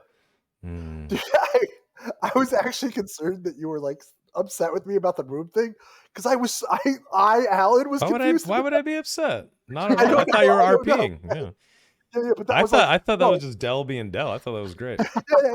Well, the reason I went to the biggest room was because it was Dell being Dell. But like, I legit thought you meant like the back wall was ours. So it's like, oh, Dell would take the biggest room and everyone else can kiss his ass, right? Like, and then like you were, like the Mando guy was like, get the hell out of there, and I'm like, what did I do? Like, like, No, said pointed to 4 rooms. I pinged him on the map. Maybe you just didn't see I the didn't see the pings. ping. Yeah. See the ping. Yeah, I missed it. My bad. Yeah, said thought you were just being a douche. Yeah, no, I mean Dell was big. That in game that works. That fits the It's character. funny as fuck. Alan was confused. All Oh, flipping that's fucking great. good. Yeah. Walter had to get up to. Someone was at the door, so he's yeah. AFK right now. No problem. No problem. Yeah. I don't know. That was a very interesting start. Mm-hmm. What do you mean? Also, Oh, dude, Nazar was about to fucking lose his mind. Like, if these guys, he felt like the Jesus in The Big Lebowski. He was about to be like, you keep flashing your piece on the lane, I'm gonna shove it up your ass and pull the trigger until it goes cleek. I was like getting pissed off, dude. that's hilarious. I was like, we saved your life and you're fucking flashing a piece of me? I'm about to fucking get real pissed in a second. I understood. I get it though. These guys have like PTSD. They've been through I some know, shit. that's Yeah. exactly what I'm saying. I'm like, these guys must have dealt with some crazy shit because if they're this fucking trigger happy and cagey, some shit had to have happened, So it's like, Oh yeah. yeah. So Big time. I get it out of character, but Nazar is like, stop threatening my friends, or I'm gonna start threatening you, and it's not gonna get pretty. It's just gonna be this messy, colossal clusterfuck. It would have been a giant Mexican standoff in a cantina. I mean, from their perspective, they told you they're like City Watch. They try to help keep at least this part of the town sort of clean. Right. Their patrons know that. And they got to put on a show for their patrons, right? Like, hey, we're authority around here. No, there's not going to be any stealing, no fucking around. They have to kind of show that they are that authority that people kind of trust. And in that respect, Nazar appreciates them, right? And they're also just like old as he said, ex-police, military police from Mandalore. Right. So like Nazar admires people who are like, yo, this is order around here, and if you fuck around, you're gonna find out. Like Nazar's all about that shit. He loves it, but that's like what he's grown up in. But at the same time, he was also exiled by people like that with an agenda, so he doesn't trust them necessarily. I get it. Anyway, it's complicated. No, Dell's just It's confused because he's complicated. getting yelled at for just being him. Mhm. Like, Aww. yeah, no, it's fine because Dell's kind of a scummy dude. That's so, why like, it Nazar makes is sense. trying to like correct his behavior a little bit. Yeah. Like when he was saying some shitty elbows him, and he's like, "Come on, dude, fucking, I need you to learn a little quicker. I need you to be a little quicker on the uptake here." That's the problem is he's not good Yeah. at learning. Like, Oh, he's I know. yeah. He's oblivious. It's great. Poor Dell. But Nazar will be the elbow in his ribs Yeah, no, anytime he needs a reminder. So he deserves all of it. He deserves all of it. All the meanness coming his way. Dell deserves. Yeah, I 100%. yeah. I'm just gonna Um, continue playing it like he's confused as to why people are mean to him. Just to give you a heads up, we're probably gonna do some try to do a quick merchant thing, just so you know, Cool. That's fine. No problem. because we have a surplus rifle and a broken other one. So yeah. No problem. No problem. Let me actually see. we here. already looked at the sheet to figure out what rolls we need to make. So Okay. we did some homework on the break. Good. Accurized carbine, right? Well, it would be a carbine rifle, and accurized is how it's modded. So basically, the repair cost would be 25.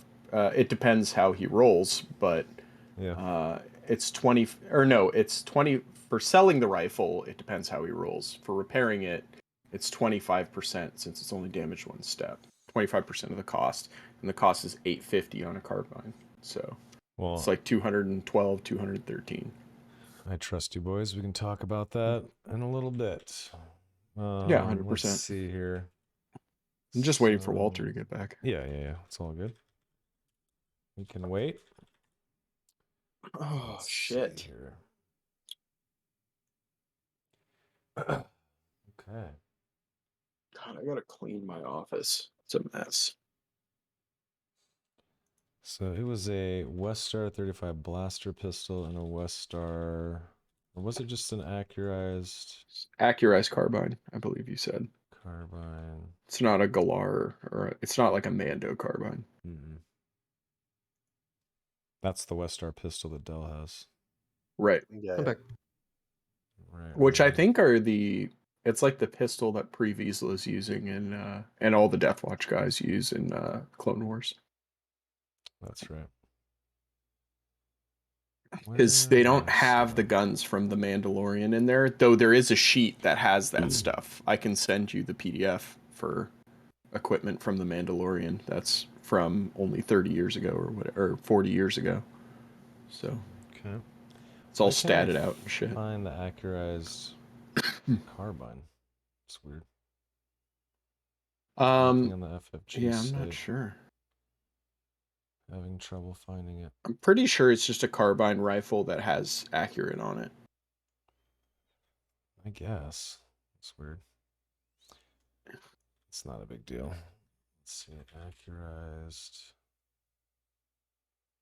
What? We can just ask Walter what it is when he gets back. Yep. Anyway. Okay. So I was trying to stall earlier because I realized I forgot to upload an image into Roll20, but it's there now. So it's all good. Okay. Yeah, I guess it is just blaster carbine with, yeah, it is. That's fine. Actually, no, it's got to be different. Let me see here. Unless it's something that just isn't on the wiki for whatever reason, which is unfortunate. But I could have sworn it was. Let's see here. I don't know. I can't find it. Let me search carbine. Let's see. I don't see it. Weird. Where are you, precious Walter? Where are you, my precious Walter? Oh, is this it? No, that's not it. That's the Galar. Oh, wait, I think this is it. Galar 15 Blaster Carbine. Yeah, Let but me that's pull up his- different. I know it's different, but let me pull up. And Does be it- back. Sorry about that. Welcome back. What is the weapon that you were able to get? It is 9-3. No, this isn't it either. An accurized blaster carbine with minor condition. Has accurate 1 and stun. So that's 9-3. 3, 4, 5. Stun with accurized. Long. That's fine. Cool. All right. Welcome back, sir. Welcome back. Hope everything's okay. So let's get back to it. Quick little session recap so far. You guys were walked to the Rooping, the bar that Ced owns and that Ollie works at as sort of the bar manager. And these guys work together. They've known each other for what you guys would believe to be a very long time. They talked a little bit about the state of ISIS, why there's a curfew. They fed you. They showed you to your rooms. Dell messed around a little bit, being kind of a rich douchebag, which is fine. They know the type. They tried to scare Dell a little bit and the group into being more cooperative. They talked about how they are part of like a city watch that is trying to keep the ever increasing issues at bay that are sort of erupting in the streets, especially at nighttime between Hut gangs and Mando gangs. This has been happening all over the city, but it's pretty bad around the gates in particular. They hooked you up with rooms. You guys slept. You guys got some lunch when you guys woke up super late. You guys had to pay for your lunches, but that's all right. You still get 2 free nights here. And they explained a little bit about Queen Lenina. She is the royal that sort of runs ISIS. She's been, I guess, on the throne. I think he mentioned for 14 years or something like that. I don't know if he actually mentioned how long, but she's been on the throne a long time. They were eating Pacobi, which is like a Reptavian. It's like think like a mix between like gator and chicken. And it was like lightly breaded, and they had like beer with it and like some sauce or something like that. So pretty tasty, actually. Sounds good. No bantha. And then, said, thanked you guys for not causing too many issues. And he thinks you guys are cool now. Everything's fine. And it seems as if you guys are ready to go explore the city a little bit and head out. And that's kind of where we left off. Did I miss anything? I don't think so. Nope. Cool. I don't think so. Cheers. Cheers, everybody. Have a little glass of wine here. Okay. Let's hop back in. So you guys finish your meals. Ollie's walking around doing his thing. The lunch rush is kind of over at this point. Ced has disappeared into the back. Do you guys head out, or what do you guys want to do? Whatever you guys want. I think so. Yeah, I think we're ready to go to the North Gate. And yeah. Okay. So if you walk to the North Gate, we'll actually go to like the outside and what it looks like. It's this area down here. There isn't a massive market next to the gate. It is a little farther into the city. As a reminder, this image is way smaller than what it represents the city in a very small way. The city itself is 1,600 kilometers, give or take, surrounded by jungle. It would take a very, very long time to traverse a city of that size. The market itself, if that's where you guys want to go, is close to the very close to the roofing. You guys kind of like walked by the edge of it after you were dropped off the previous night.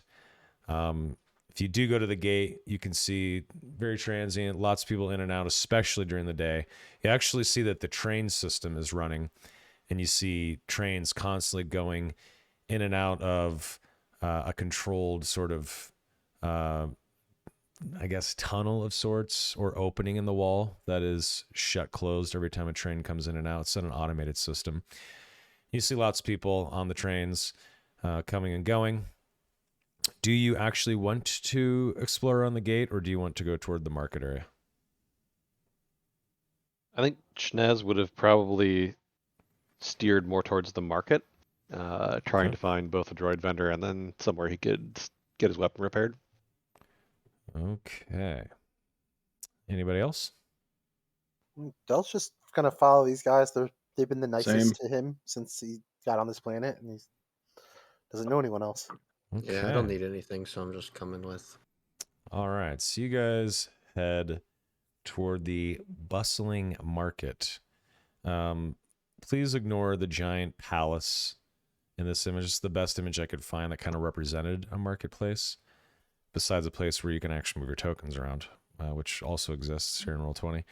But sort of ignore that palace, because the palace and the city center is pretty far away in the city from where you guys actually are.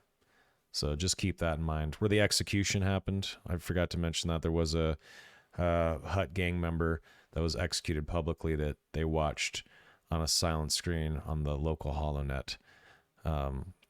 And that happened, near the center of the city, far from where you guys are. But here you are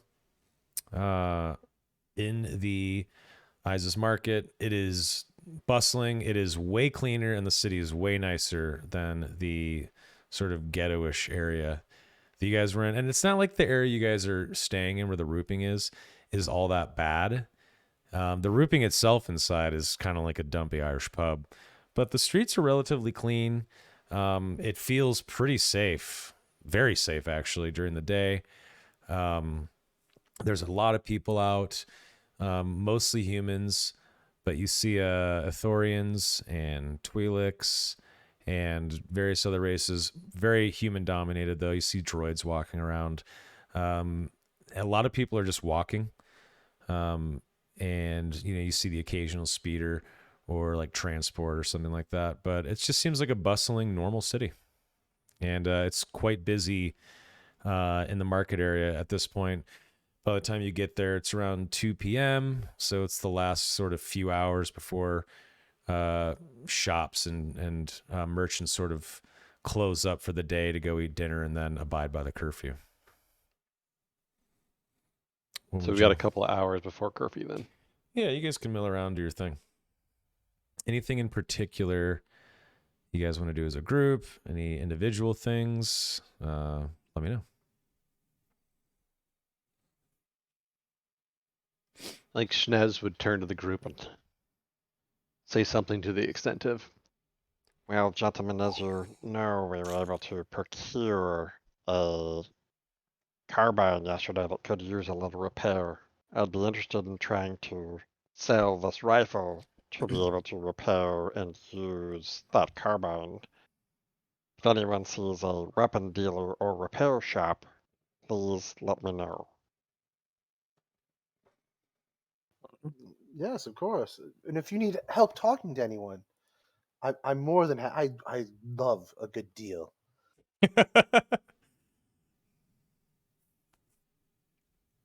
Schnez would have kind of a little bit of a questioning look on his face and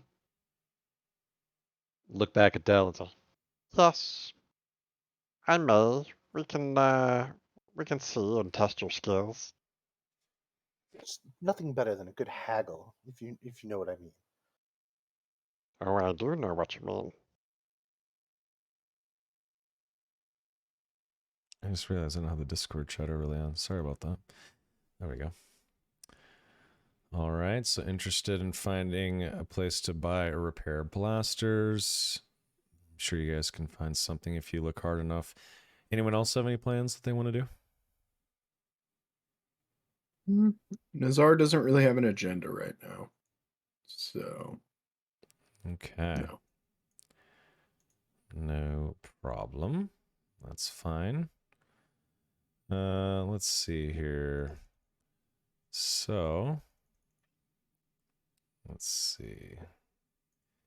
You guys walk around for, I don't know, 20, 30 minutes or so, and there's all kinds of stuff to buy in Iza's. There's nothing that really stands out as all that expensive or interesting or lavish. It's pretty common wear stuff. There is some cool art and like local pottery and stuff that looks like maybe it was pulled out of the jungle and brought in. You see like interesting wildlife. You see there's almost like a Chinese wet market of sorts at one point where there's cages of animals. You see one interesting looking creature that is hung upside down and it's huge. And you see a man shouting Boma meat as you guys walk by. And it's, show you a picture of what it looks like. Let's see here.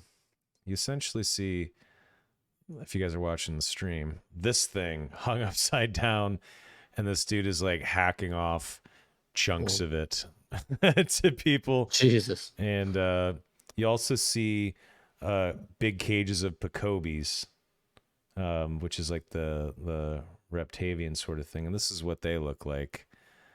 Alligator chickens that you guys have been eating. Cute little buggers. They look like kind of like dinosaurs. And a myriad of other stuff, vegetables and fruits, all kinds of cool stuff for sale. And you guys are walking along, and you do come across in the very bottom right of the map. Let me see here. Let me put you guys on the grid here. A shop that looks like it sells weapons and armor, and it doesn't look necessarily like a shop for, you know, like a military surplus kind of store. It looks more like it's meant to survive out in the jungle. Maybe it's for hunting, stuff like that. Maybe there would be some military weapons. You don't know. You can just kind of see it as you guys are walking by. Would you like to go in? Yeah, I think there's some sort of shop here. Looks like there's weapons inside. Yes, this seems like it might work. Before we go in, though, Shnez would take out the blaster carbine and give it a once over, looking for any identifying marks or insignias, that kind of a thing. Etchings, engravings, paintings. Yes. Something that could... So, you notice on this rifle, there is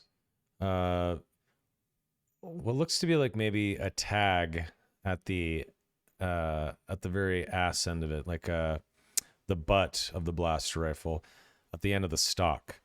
You see like a tag with like a little symbol on it. Do you want to take a look at it? Yep. Okay. What would the check be to identify this? Let's see here. Knowledge Outer Rim, Knowledge Underworld, something. Yeah, I think Knowledge Outer Rim or even Streetwise might work. Streetwise, would that work?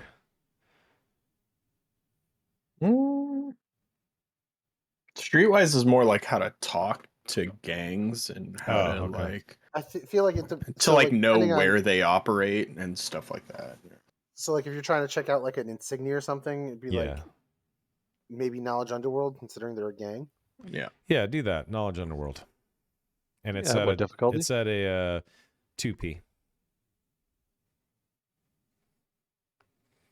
So Shnez notices that there's a symbol, but doesn't really recognize it. That's fine. If you want, you can offer it up for someone else in the group to look at. That's fine. Someone else can try to roll. It appears that there's a little insignia on this. Before we go into sell it, does anybody know what this is? Mm, It's 2p. nope. Yeah, just I 2p. sure don't. All right.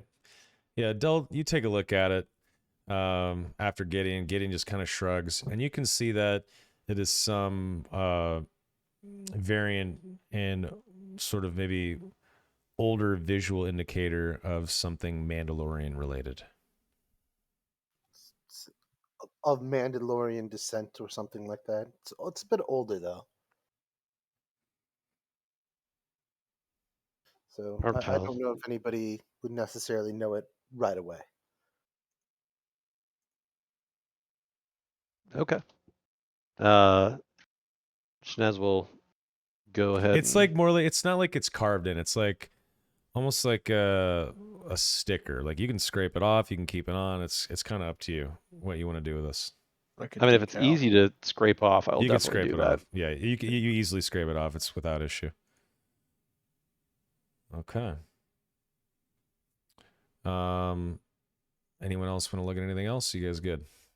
I'm good. Okay. You guys stroll on in, and inside you see an old man sort of sitting at his chair here, and he's like tinkering with like a piece of armor. There's some weapons out on the table. And as you guys walk in, or I guess just Shnez walks in, and he kind of looks up and he says, "Good morning to you. What can I do for you?" And he kind of nods to the Pantoran as well. "Good morning to you. What time is it again? It's I don't know. Is it morning?" And he just kind of laughs at himself and he says, "Anyway, what do you guys need?" I'm curious if you do any repairs in this shop. "Oh, sure, yeah." And he kind of stands up and he like cracks his back a little bit and he stretches, lets out like a grunt, says, "Yeah, what do you need to repair? Let's take a look." And he kind of walks down by you and he pulls out like a little drawer that has some tools in it on his side of the counter, and he takes some glasses out of it, puts them on, and waits for you to present it. So Shnez will present the carbine. Just your standard blaster carbine. Okay. Looks like it's lightly modded. Accurate barrel on it. Not bad, not bad. He looks it over, looks at the stock, doesn't notice anything out of the ordinary. Says, "Yeah, this is a pretty good rifle you got here. What do you do?"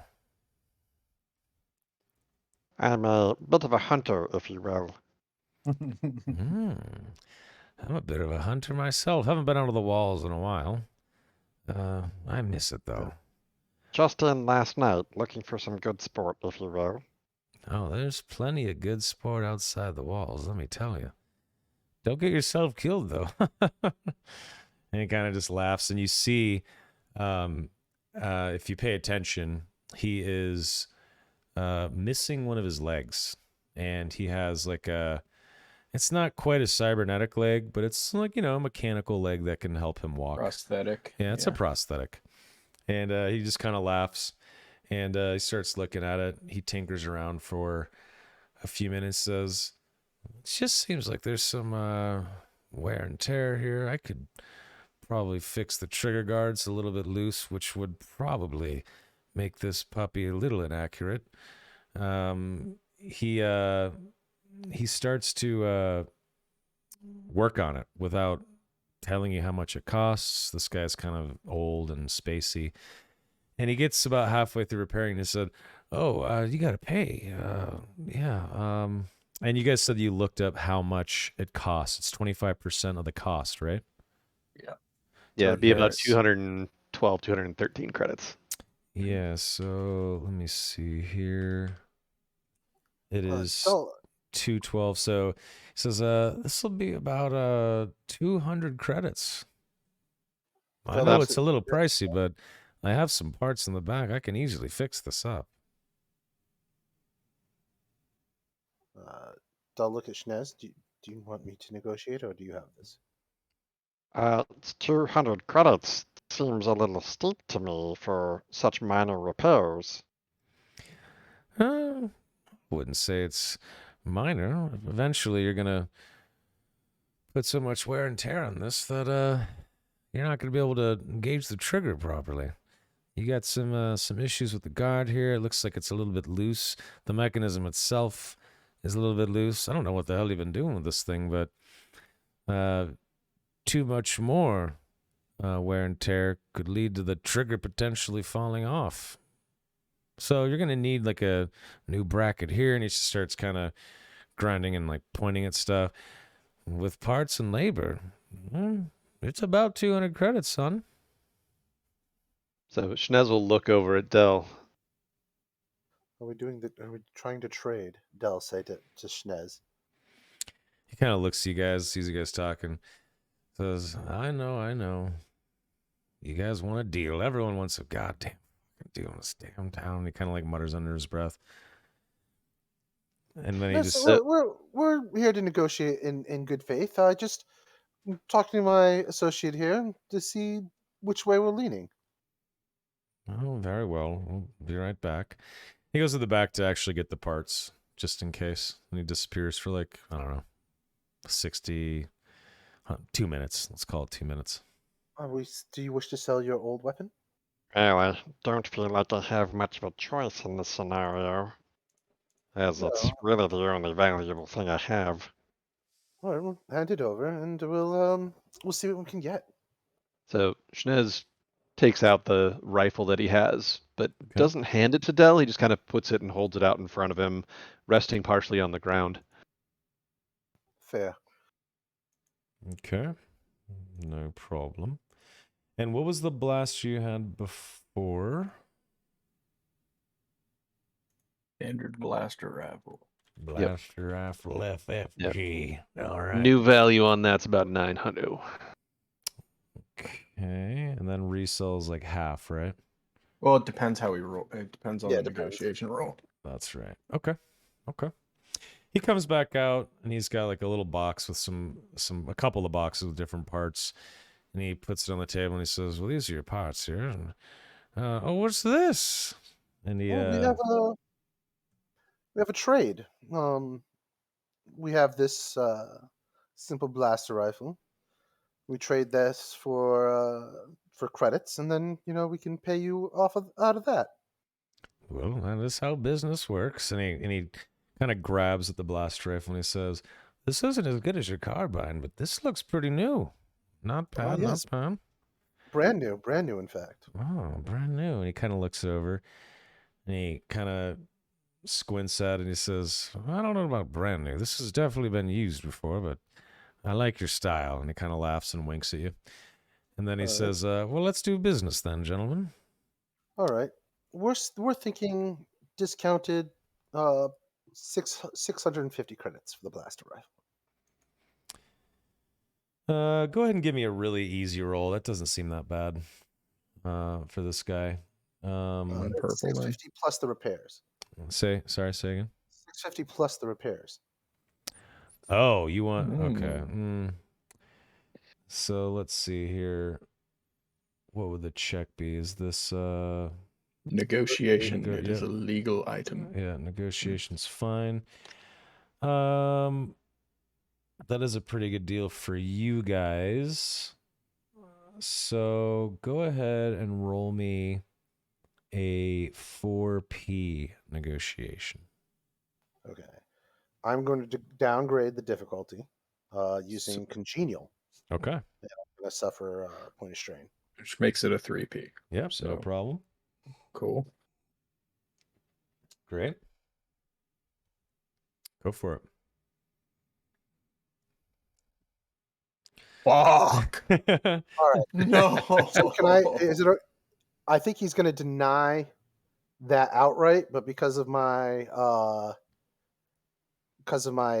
whatever it's called, I can't remember. Advantage. He's going to shoot another number back at me. Okay. Let me just read this really fast. Now we're haggling. Yep. Says, well, These newer blaster rifles, they sell. Is it typically half, like at a base? Like if it's you buy it new, it's 900. To sell it back, isn't it typically like 50% of the value? Yeah. Let me I see don't what know. I think it Yeah, is. base is half. Yeah. So, that's he says. Well, why don't you give me this this blaster rifle? I'll give you 500 credits for it, and then we'll take a look at the carbine. And we'll go from there. Yes. All right. Can I shoot back at him now? Yeah, you get one more chance, Okay. but that's gonna be harder now. I'm gonna go. I'm going lower. So I don't know if that helps me with the difficulty. Let's say 450 and the repairs. So you get 450 back, and it'd be repaired. Yes. Okay. Go ahead and give me a 5p, which should be 4p for you this time. Okay. Triumph. You Oof. got a triumph, so I'm gonna say it's a yes. The 3 threats. How are we gonna play the threats? Let's take a look here.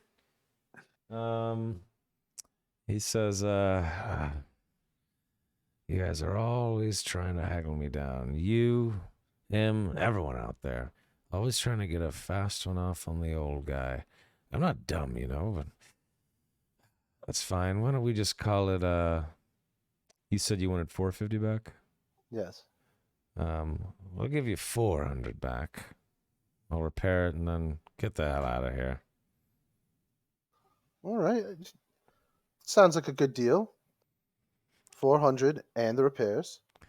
And listen, just to smooth things over, later on we'll make sure to stop here and buy first. That's all right. You don't have to tell me that. It's not that big of a deal. It's just business, and honestly, I don't even know what time it is or what day it is, so I'm going to forget anyway. So just let's get this over with. You guys do the transaction. He spends about 20 minutes working on the carbine. He leaves the shitty parts out on the table. He says, these technically belong to you. You can take them if you want. I could get rid of them. It's up to you, young man. And he looks at you, Shnez. Shnez will look back and Why don't you keep those? I appreciate your effort. Oh, well, thank you. He gives you. He just kind of shrugs, takes the blaster. He takes the he takes the shitty parts and just like throws them in a bin. He just like shrugs, and you get your credits back. And he says, "Have a nice day." And he like kind of hobbles back over to his chair, and he goes back to working on the armor. That it's like a hard leather plate that he was working on that a hunter might use. And just puts his head down and gets back to work. all right, so end of the day, we got the carbine fixed, sold the blaster rifle for 400 credits. Yes. Yes, sir. I mean, you guys Okay. made out well. Yeah, Yeah. we got 400 and the repair. Finally, So some cash. 600 total, theoretically. Yeesh. Yeah. Off of the negotiation. Yep. Or 400 in liquid. Yeah. Yeah, Dell's gonna be like, not my best. Must be a little. You did well tired." though. You guys, that was pretty good though. Oh yeah, no. But Dell feels like he didn't get his initial what he wanted, so he did poorly. Perfectionist, yes. So sorry about that, Shnez, but at least you got something. I mean, it was an expensive blaster rifle, but I feel like this one's going to do me better long run. Yes. I hear that model is quite excellent.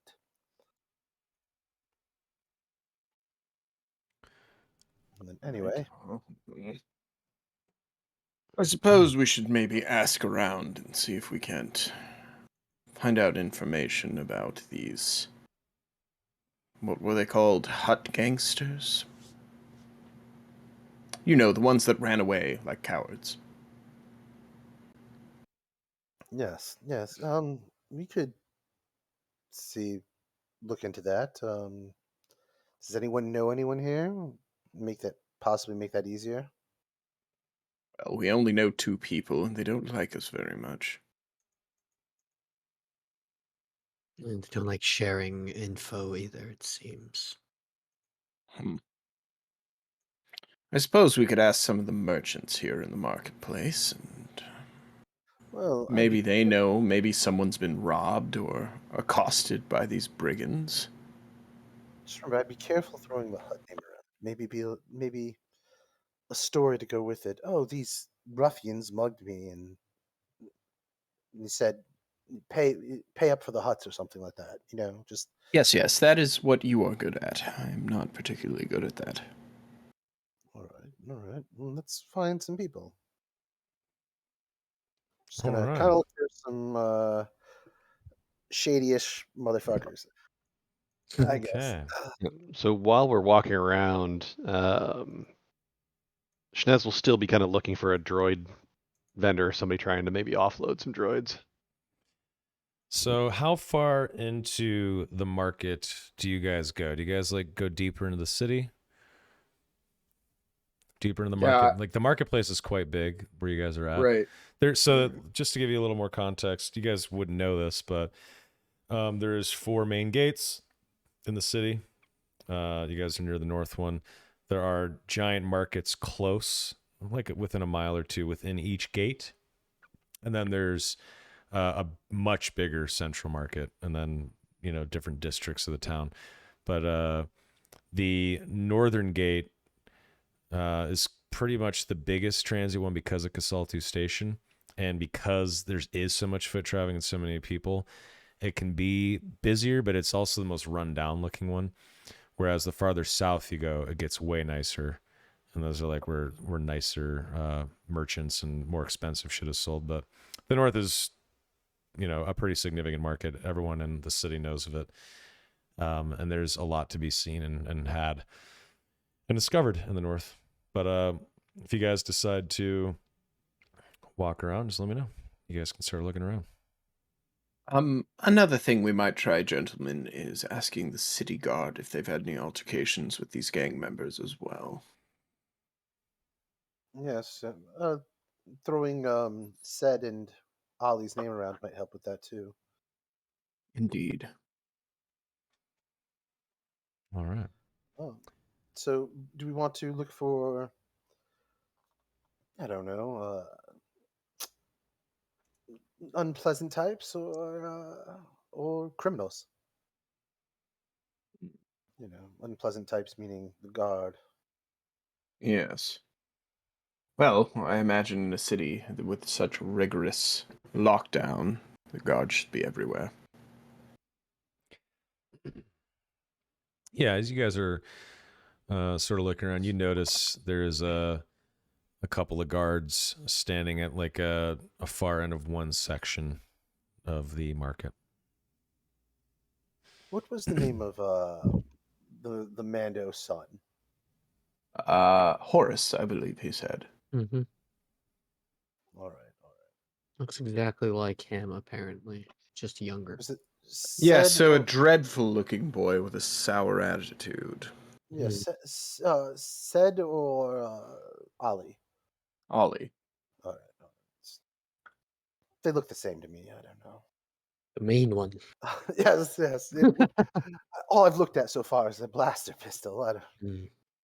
Mm. And I'll go up to a guard. Hello there. Hey, How are you? what can I do for you, citizen? Yes. So we had a run-in last night with some gangs. Unfortunately, we stumbled across Sed and Ollie. One of them was injured, and my friend and I kind of wave over to Gideon, was able to patch him up a little bit. He says And, one of them was injured. Sed and Ollie. Which one? which one was it again? I believe it was said who was Sed, injured. yes, Sed was injured. When you say that, both guards kind of whistle and look at each other like, "Sed injured? Wow, that's surprising." And you guys helped him? Yes, yes. We actually dispatched some of the forces that were trying to fight them. Some ran off, and the others we unceremoniously dispatched. Ruthlessly dispatched. Oh, And okay. In the name of the queen. yeah, Something. to be perfectly frank with you, we were the ones that ran away. Well, obviously they saw our faces and know who we are, and probably hold a grudge. And well, we can't have that now, and so we were looking to help out and dispatch these fools. And to do that, we kind of need to know more about where they're located and who they are and stuff like that. And I'm sure you have sort of some knowledge on where the hut gangs would be hanging out. Well, I'm still in shock that you said Zed got injured. That's crazy. Wow. He's a pretty badass guy. You know, we get a lot of issues from rogue Mandalorian gangs. We get a lot of these hot gangsters. They're the worst, if you ask me. But Sud and Ollie, shit. Let's see here. The Rooping's probably one of my favorite places to get a drink. The Bacobi's delicious. Yes, it was Right. quite delicious, and we're actually staying there for the time being. Oh, okay. Yeah. Nice, guys. All right. Well, yeah, thanks for helping them out. I mean, what they do as City Watch is completely unofficial, and typically it's actually illegal, but the Queen is, sort of looking the other way right now. Those guys are really helpful. They're not the only ones in the city, of course. There's a bunch of Onderonians. I think there's a bunch of different guys and ladies out here that help keep the streets clean at night. Our job, hell, compared to theirs, is pretty easy. The crown pays us, and we just kind of watch people buy stuff in this market. We, he points to his buddy. The two of us, we're stationed on the north part of town. I suppose it can be the most dangerous part of town at night. When it comes to gangbanger locations, as far as we know, they like to stick real close to the outskirts of the city, really close to the walls. Rumor is some of them even sneak in and out of the wall. We do our best during the day to plug any sort of entrance or exits along the wall. It's difficult to find those, but if they are sleeping outside of the walls, I can't even believe they're surviving out there. It's pretty dangerous. But yeah, I mean, you'll find that riffraff on the outskirts, and if you really want to find them, well, your best bet is to get a hold of someone at night. They're always coming out at night these days. It's actually pretty crazy. It wasn't this bad even just 3-4 months ago. I don't know what's gotten into them. Well, You there's, mentioned that. I'm sorry. Pardon no, me. okay, One go moment, Del. Go ahead, You Mr. mentioned that the Queen was looking the other way towards some designated vigilantes, as it were. Is there any way one might inquire about doing that themselves? Some able folks. Like I said, it's unofficial. If you're out past curfew and you are apprehending gang members or even ending them, you run into guards once in a while, as long as you can prove you're not a gangbanger, well, we might even sometimes have the money to pay you for criminals that are apprehended. It's only, a couple of credits here and there, depending on how high ranking the individual is. But I don't know. I get the feeling here that you guys are looking for something more than just cracking heads. Your best bet, I don't know, get a hold of one of them alive. You're very astute, and Dell kind of does it's like a fake kind of looking around, like like he's gonna let this guy in on a secret. I don't want to spread this around too much, but Horace, he seems to have gone missing, and they're worried about him. They think maybe he might have, I don't know, gotten tangled up, and we want to make sure that we get to him before anything happens. Said and oh, Ollie. Ollie, yes, thank you. Being so pleasant and kind to us since our arrival, we want to try to return the favor. Yeah, look, we're big fans of Sed and Ollie. They might not be Andoranians, but they're badasses. And well, I suppose Royal Guards, officers of the law, we got to stick together. I really like those guys a lot. And you mentioned Horace Quinn. I really feel bad for Ollie. Ollie seems like he's got a chip on his shoulder, but he is a good guy. He I don't know, I think they had a hard time on Mandalore after shit went down with Emperor Kaz, but that's beyond the point. Yeah, Horace, we've apprehended him a couple of times, actually. And, well, for the sake of Sed and Ollie, and because I like getting cheap beer there, especially whenever they slide me a free glass, we typically catch and release. But that, shit, the last time we had an issue with him was, I don't know, a couple of months ago. We haven't really seen him. If you could just be so kind to do us a favor as to maybe point us in the direction of some of his haunts, where he might frequent. Well, he used to stay at the Rooping with his dad. I don't know. Does he still stay there? I haven't seen him personally. I mean, no, obviously he's no longer there, but I was wondering if maybe you picked him up in specific areas repeatedly. Well, the first time he was captured, it was a friend of mine on another shift. I do think it was right as curfew was starting. It was on the outskirts of town, pretty close to the gate. It was borderline curfew, so he was told to get home and he ran off. But we realized who he was. We let him go. The other time, he got in a lot of trouble, I think stealing something, if I recall, near one of the central markets, which you don't want to fuck around over there. But luckily, Sed and Ollie, they do quite a bit for this region of town, so he got lucky there too. I don't think that he's going to get very many more chances, especially if the rumors are true. It seems like he's running around with a gang, unfortunately. It's That's why we been want to find him. Yeah, it's been harder to keep some of the young men that live in the city away from these gangs. They just pay really well. They make more money than me. They make more money than him. And he nods to his buddy, who just kind of grunts and shrugs. And he says, look, more money's tempting, but I don't know if you saw the Hollow earlier today. Shit, maybe that was one of the gang members that ran away from you last night. That kid looked like he was only a few years younger than me. He lost his frickin' head. It's pretty crazy. The Queen doesn't mess around. And you know what? I don't blame her. I remember when this city was at peace.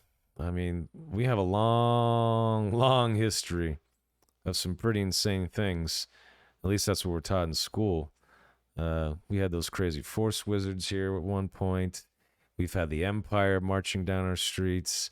We've had droid armies marching down our streets. There always seems to be an issue. And for a while, things were okay. And now, of course, once again, well, a new form of trouble has graced us. It's unfortunate, but hey, we're doing our best, right? Yes. Well, we appreciate you keeping the streets clean for us honest folks out here. Mm-hmm. Those And, are nods. We will do our part to help the cause in any way that we can.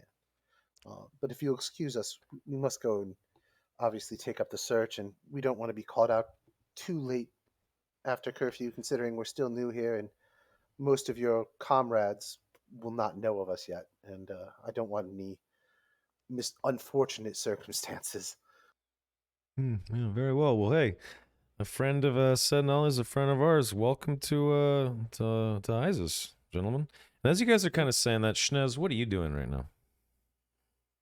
Kind of looking around, watching for people, still just generally sticking with the group, but keeping an eye out for droid vendors or All right, any. do me a favor. It is very, very busy here in the marketplace, but you said you were looking around, kind of scanning faces.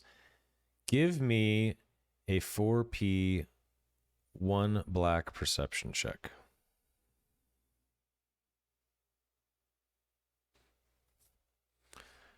All right, Nope. that's unfortunate. Yeah, you don't notice anything too crazy. You're just kind of scanning, and this looks like a busy marketplace. Rip.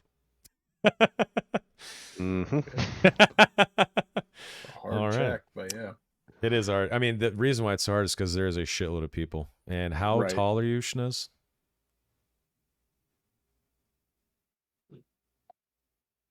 He is but 1.7 meters. So he's fairly tall, but average. Okay. Ish. So, yeah, I mean, I don't know. What is that, like 5.5 feet? Yeah. Not it's super like tall. nearing 6. Yeah, exactly. 1.7 meters is like 5'6" or something like that, I thought. Okay. Yeah, you're not super tall. Humans here are like a little taller than you, so it's hard to see through the crowd, but you failed. Yeah, Oh it's well. about 5.5 feet. Yeah. 5.5, 5.6. Oh well. That's fine. So you guys say bye to the guards. They kind of shake your hands, and they go back to their post. And you guys continue to look around the marketplace for a droid vendor. You do see sort of an outdoor droid vendor. It has a couple of astromechs, a couple of protocol droids, and it is another older Onderonian, and a younger Onderonian is a young woman, and what looks like maybe her grandpa or her father.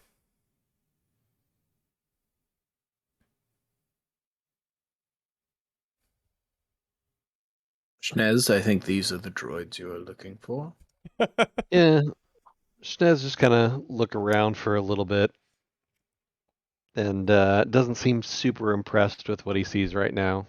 Yeah, they're not that sexy. They look it's definitely like a used droid dealership, and it's rather small. I see that your inventory is nice. It's very nice, but I'm looking for maybe something a little bit newer. Do you have any recommendations on places I can find that? The old man, he gets up and he looks like he has a smile on his face. Looks like he's probably a nice guy. And he's about to say something when the young woman steps forward and she like puts a finger up to him. Are you telling me that you want us to give you a location of somewhere else to buy droids? Come on. You're kidding, right? Why would we do that? These are perfectly fine. Schnez kind of sighs a little bit. Look, these aren't quite the caliber of droid that I'm looking for. I understand that maybe a referral would be hard to come by as a competitor. And he takes out 20 credits and kind of gestures it in their direction. He's like, Would this help to give me a potential referral? She looks at you at the credits and then at the older man. He ain't buying, Grandpa. And she grabs the credits out of your hand, and the old man just kind of laughs and he says, it's all right, son. Don't worry about it. Yes, there is many more areas to buy droids. If you want newer, though, you need to go to the biggest market in the center of the city. But you're probably going to have to wait because we're about to close shop and curfew's in effect soon. And by the time you get to the central part of the city, well, you'll be past curfew. And you don't want to be caught outside at night, do you? No, don't suppose we do. I appreciate your assistance today. And he gives you back 10 credits. Well, thank you. That was unexpected. He says, we're not greedy here. Don't mind her. and gives you a smile. And he gets back to helping her kind of like scrub some parts and some droids, get them clean.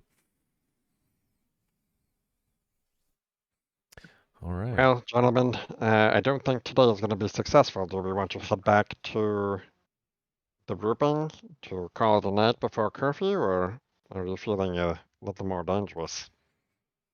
Nazar, his eyes light up when you say, "Are we feeling more dangerous?" Nazar says, "Oh, no, no, no. I think our work is just beginning." And as you guys are sort of strolling through the large northern marketplace, you see that the crowd is starting to thin out.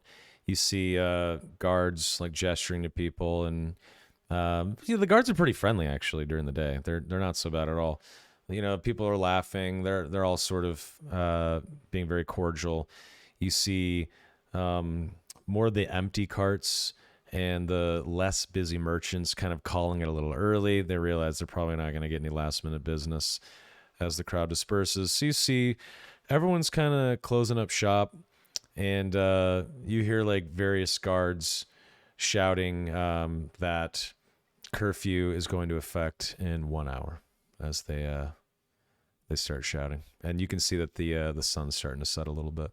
I wonder, Del, do you think we could find those two wonderful guards we spoke to earlier and have them, I don't know, escort us to the direction we need to go, under protection, of course, of the wonderful Alderaan City Guard?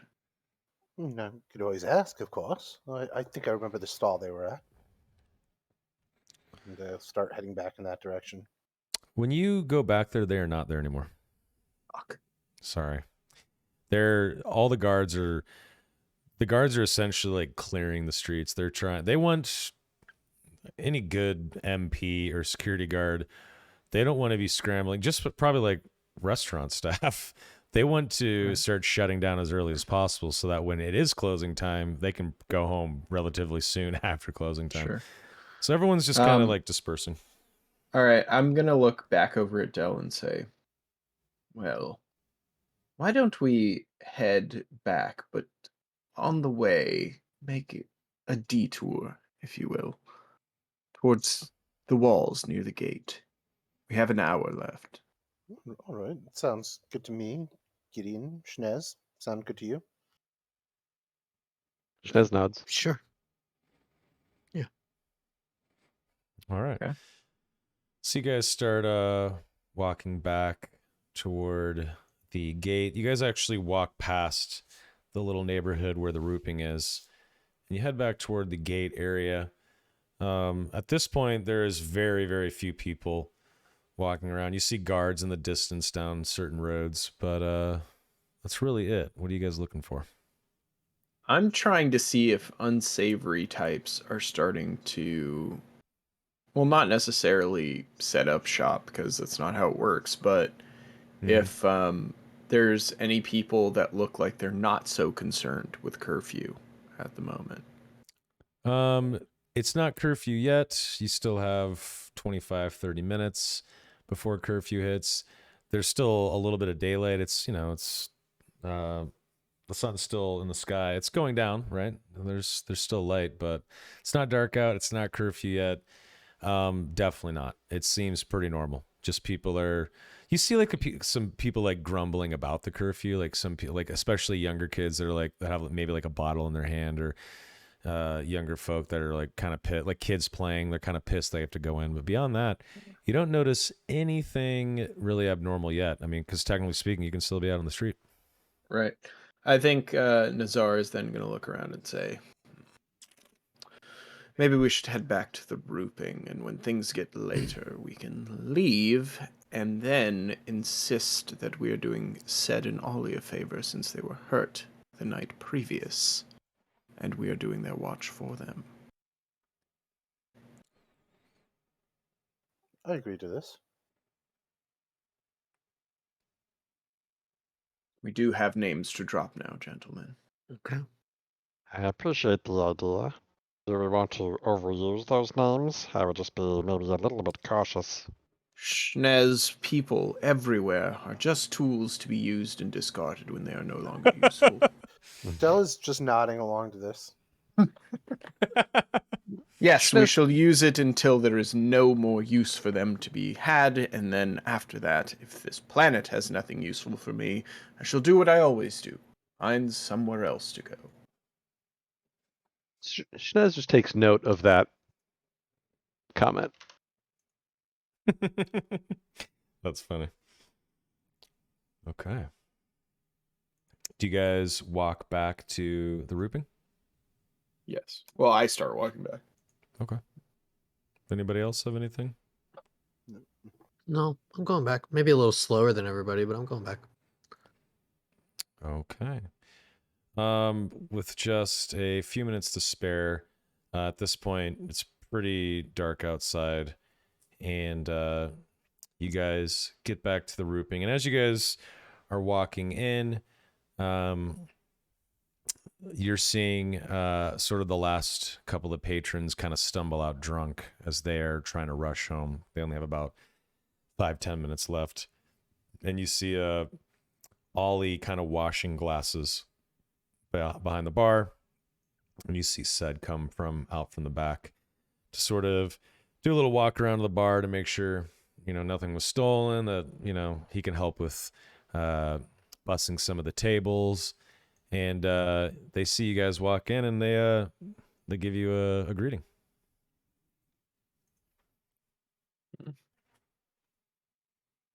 I kind of just sit at the bar and just kind of put my head in one of my palms, pensively. Sed walks up, puts a bunch of glasses on the bar, and he and Ollie start washing them together. He says, "What'd you guys have a rough day out there? What's going on?" And he kind of laughs. Nazar's just gonna say, we have some information on missing persons of note. And he looks over at Ollie when he says that. Ollie keeps washing a glass, and he says, "Go on." Well, we found out that your son has had some incursions with the law on this planet lately, but he hasn't been seen in months.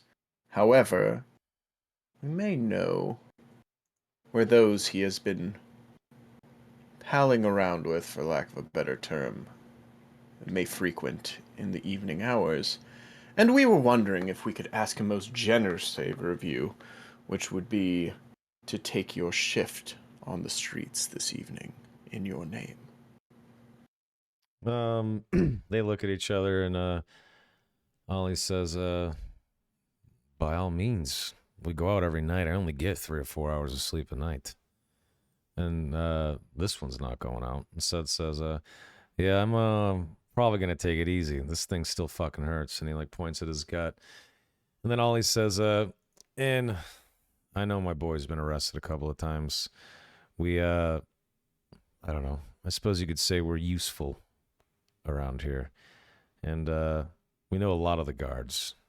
As we mentioned before, we were military police officers on Mandalore long before the new Mandalorian Empire cropped up. So we know how to tangle and how to work with law enforcement, even royal guards. They've been very kind to us here. We're not native Onderanians, but they're good to us, and they have let my boy go a couple of times. That's probably why he's laying so low. You don't get chances here. And he's gotten 2.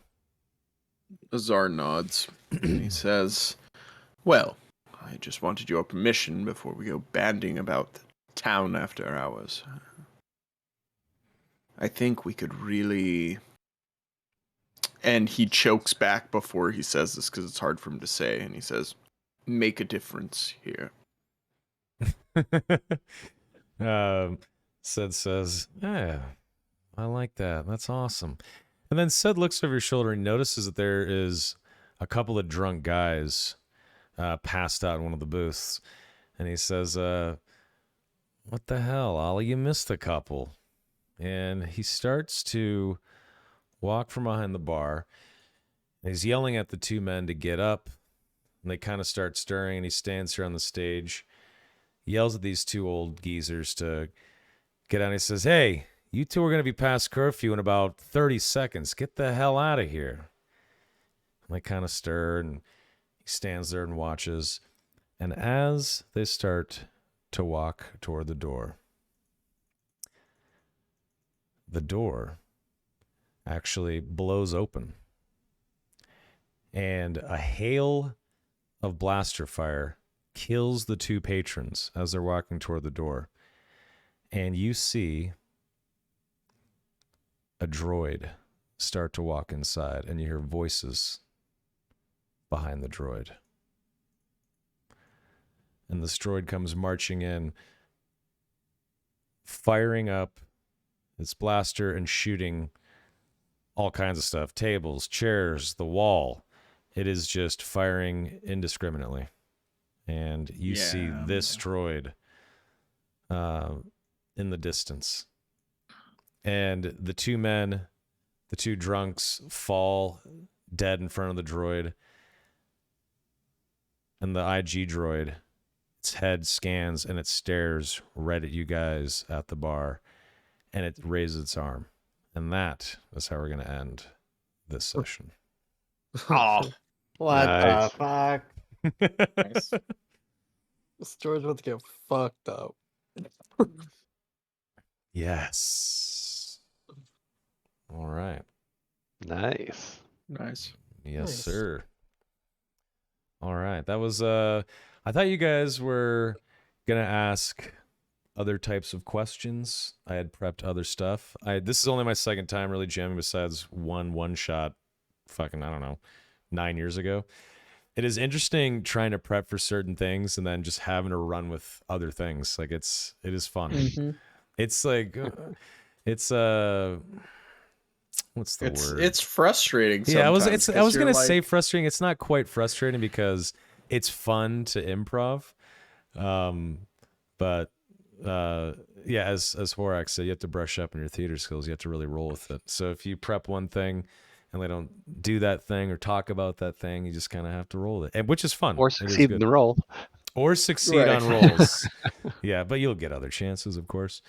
But yeah, you guys, it's curfew's essentially starting right now, and this droid walks in and kills these two patrons, and he's ready to light this fucking bar up.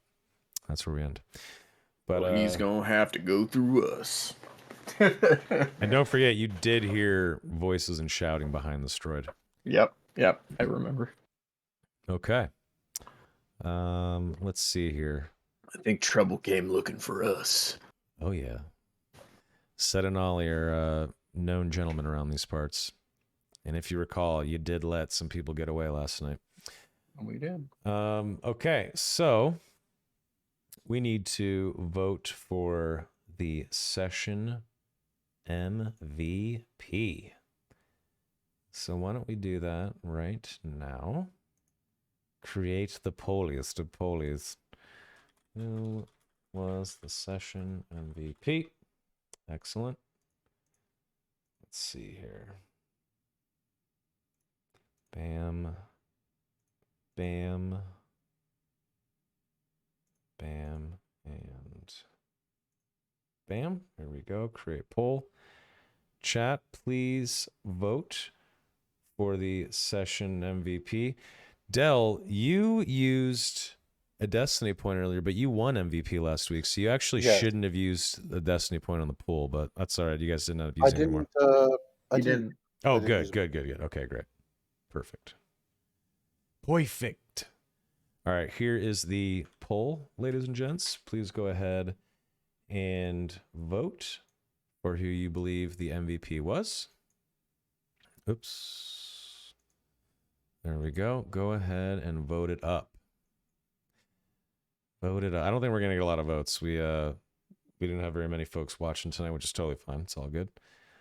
So we might have to have the group members here and myself vote as well. But we'll give you guys a little bit. Go ahead and vote if you so wish. Looks like Styx has won so far.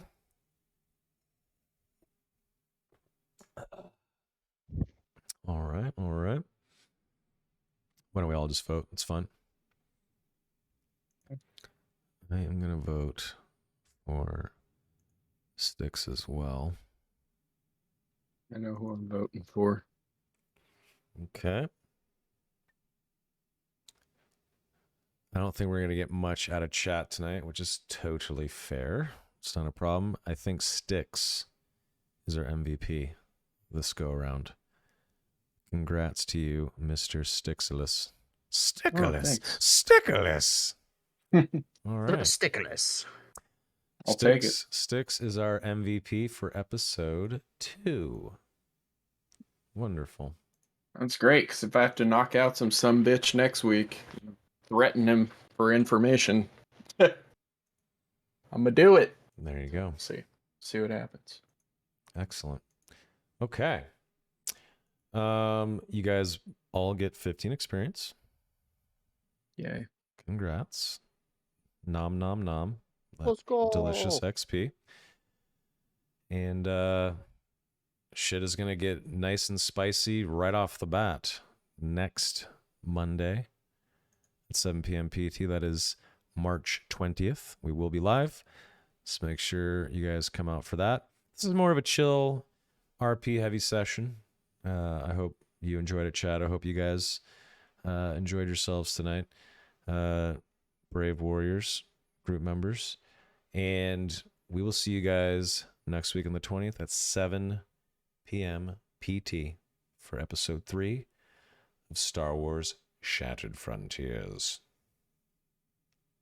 Peace out, everybody.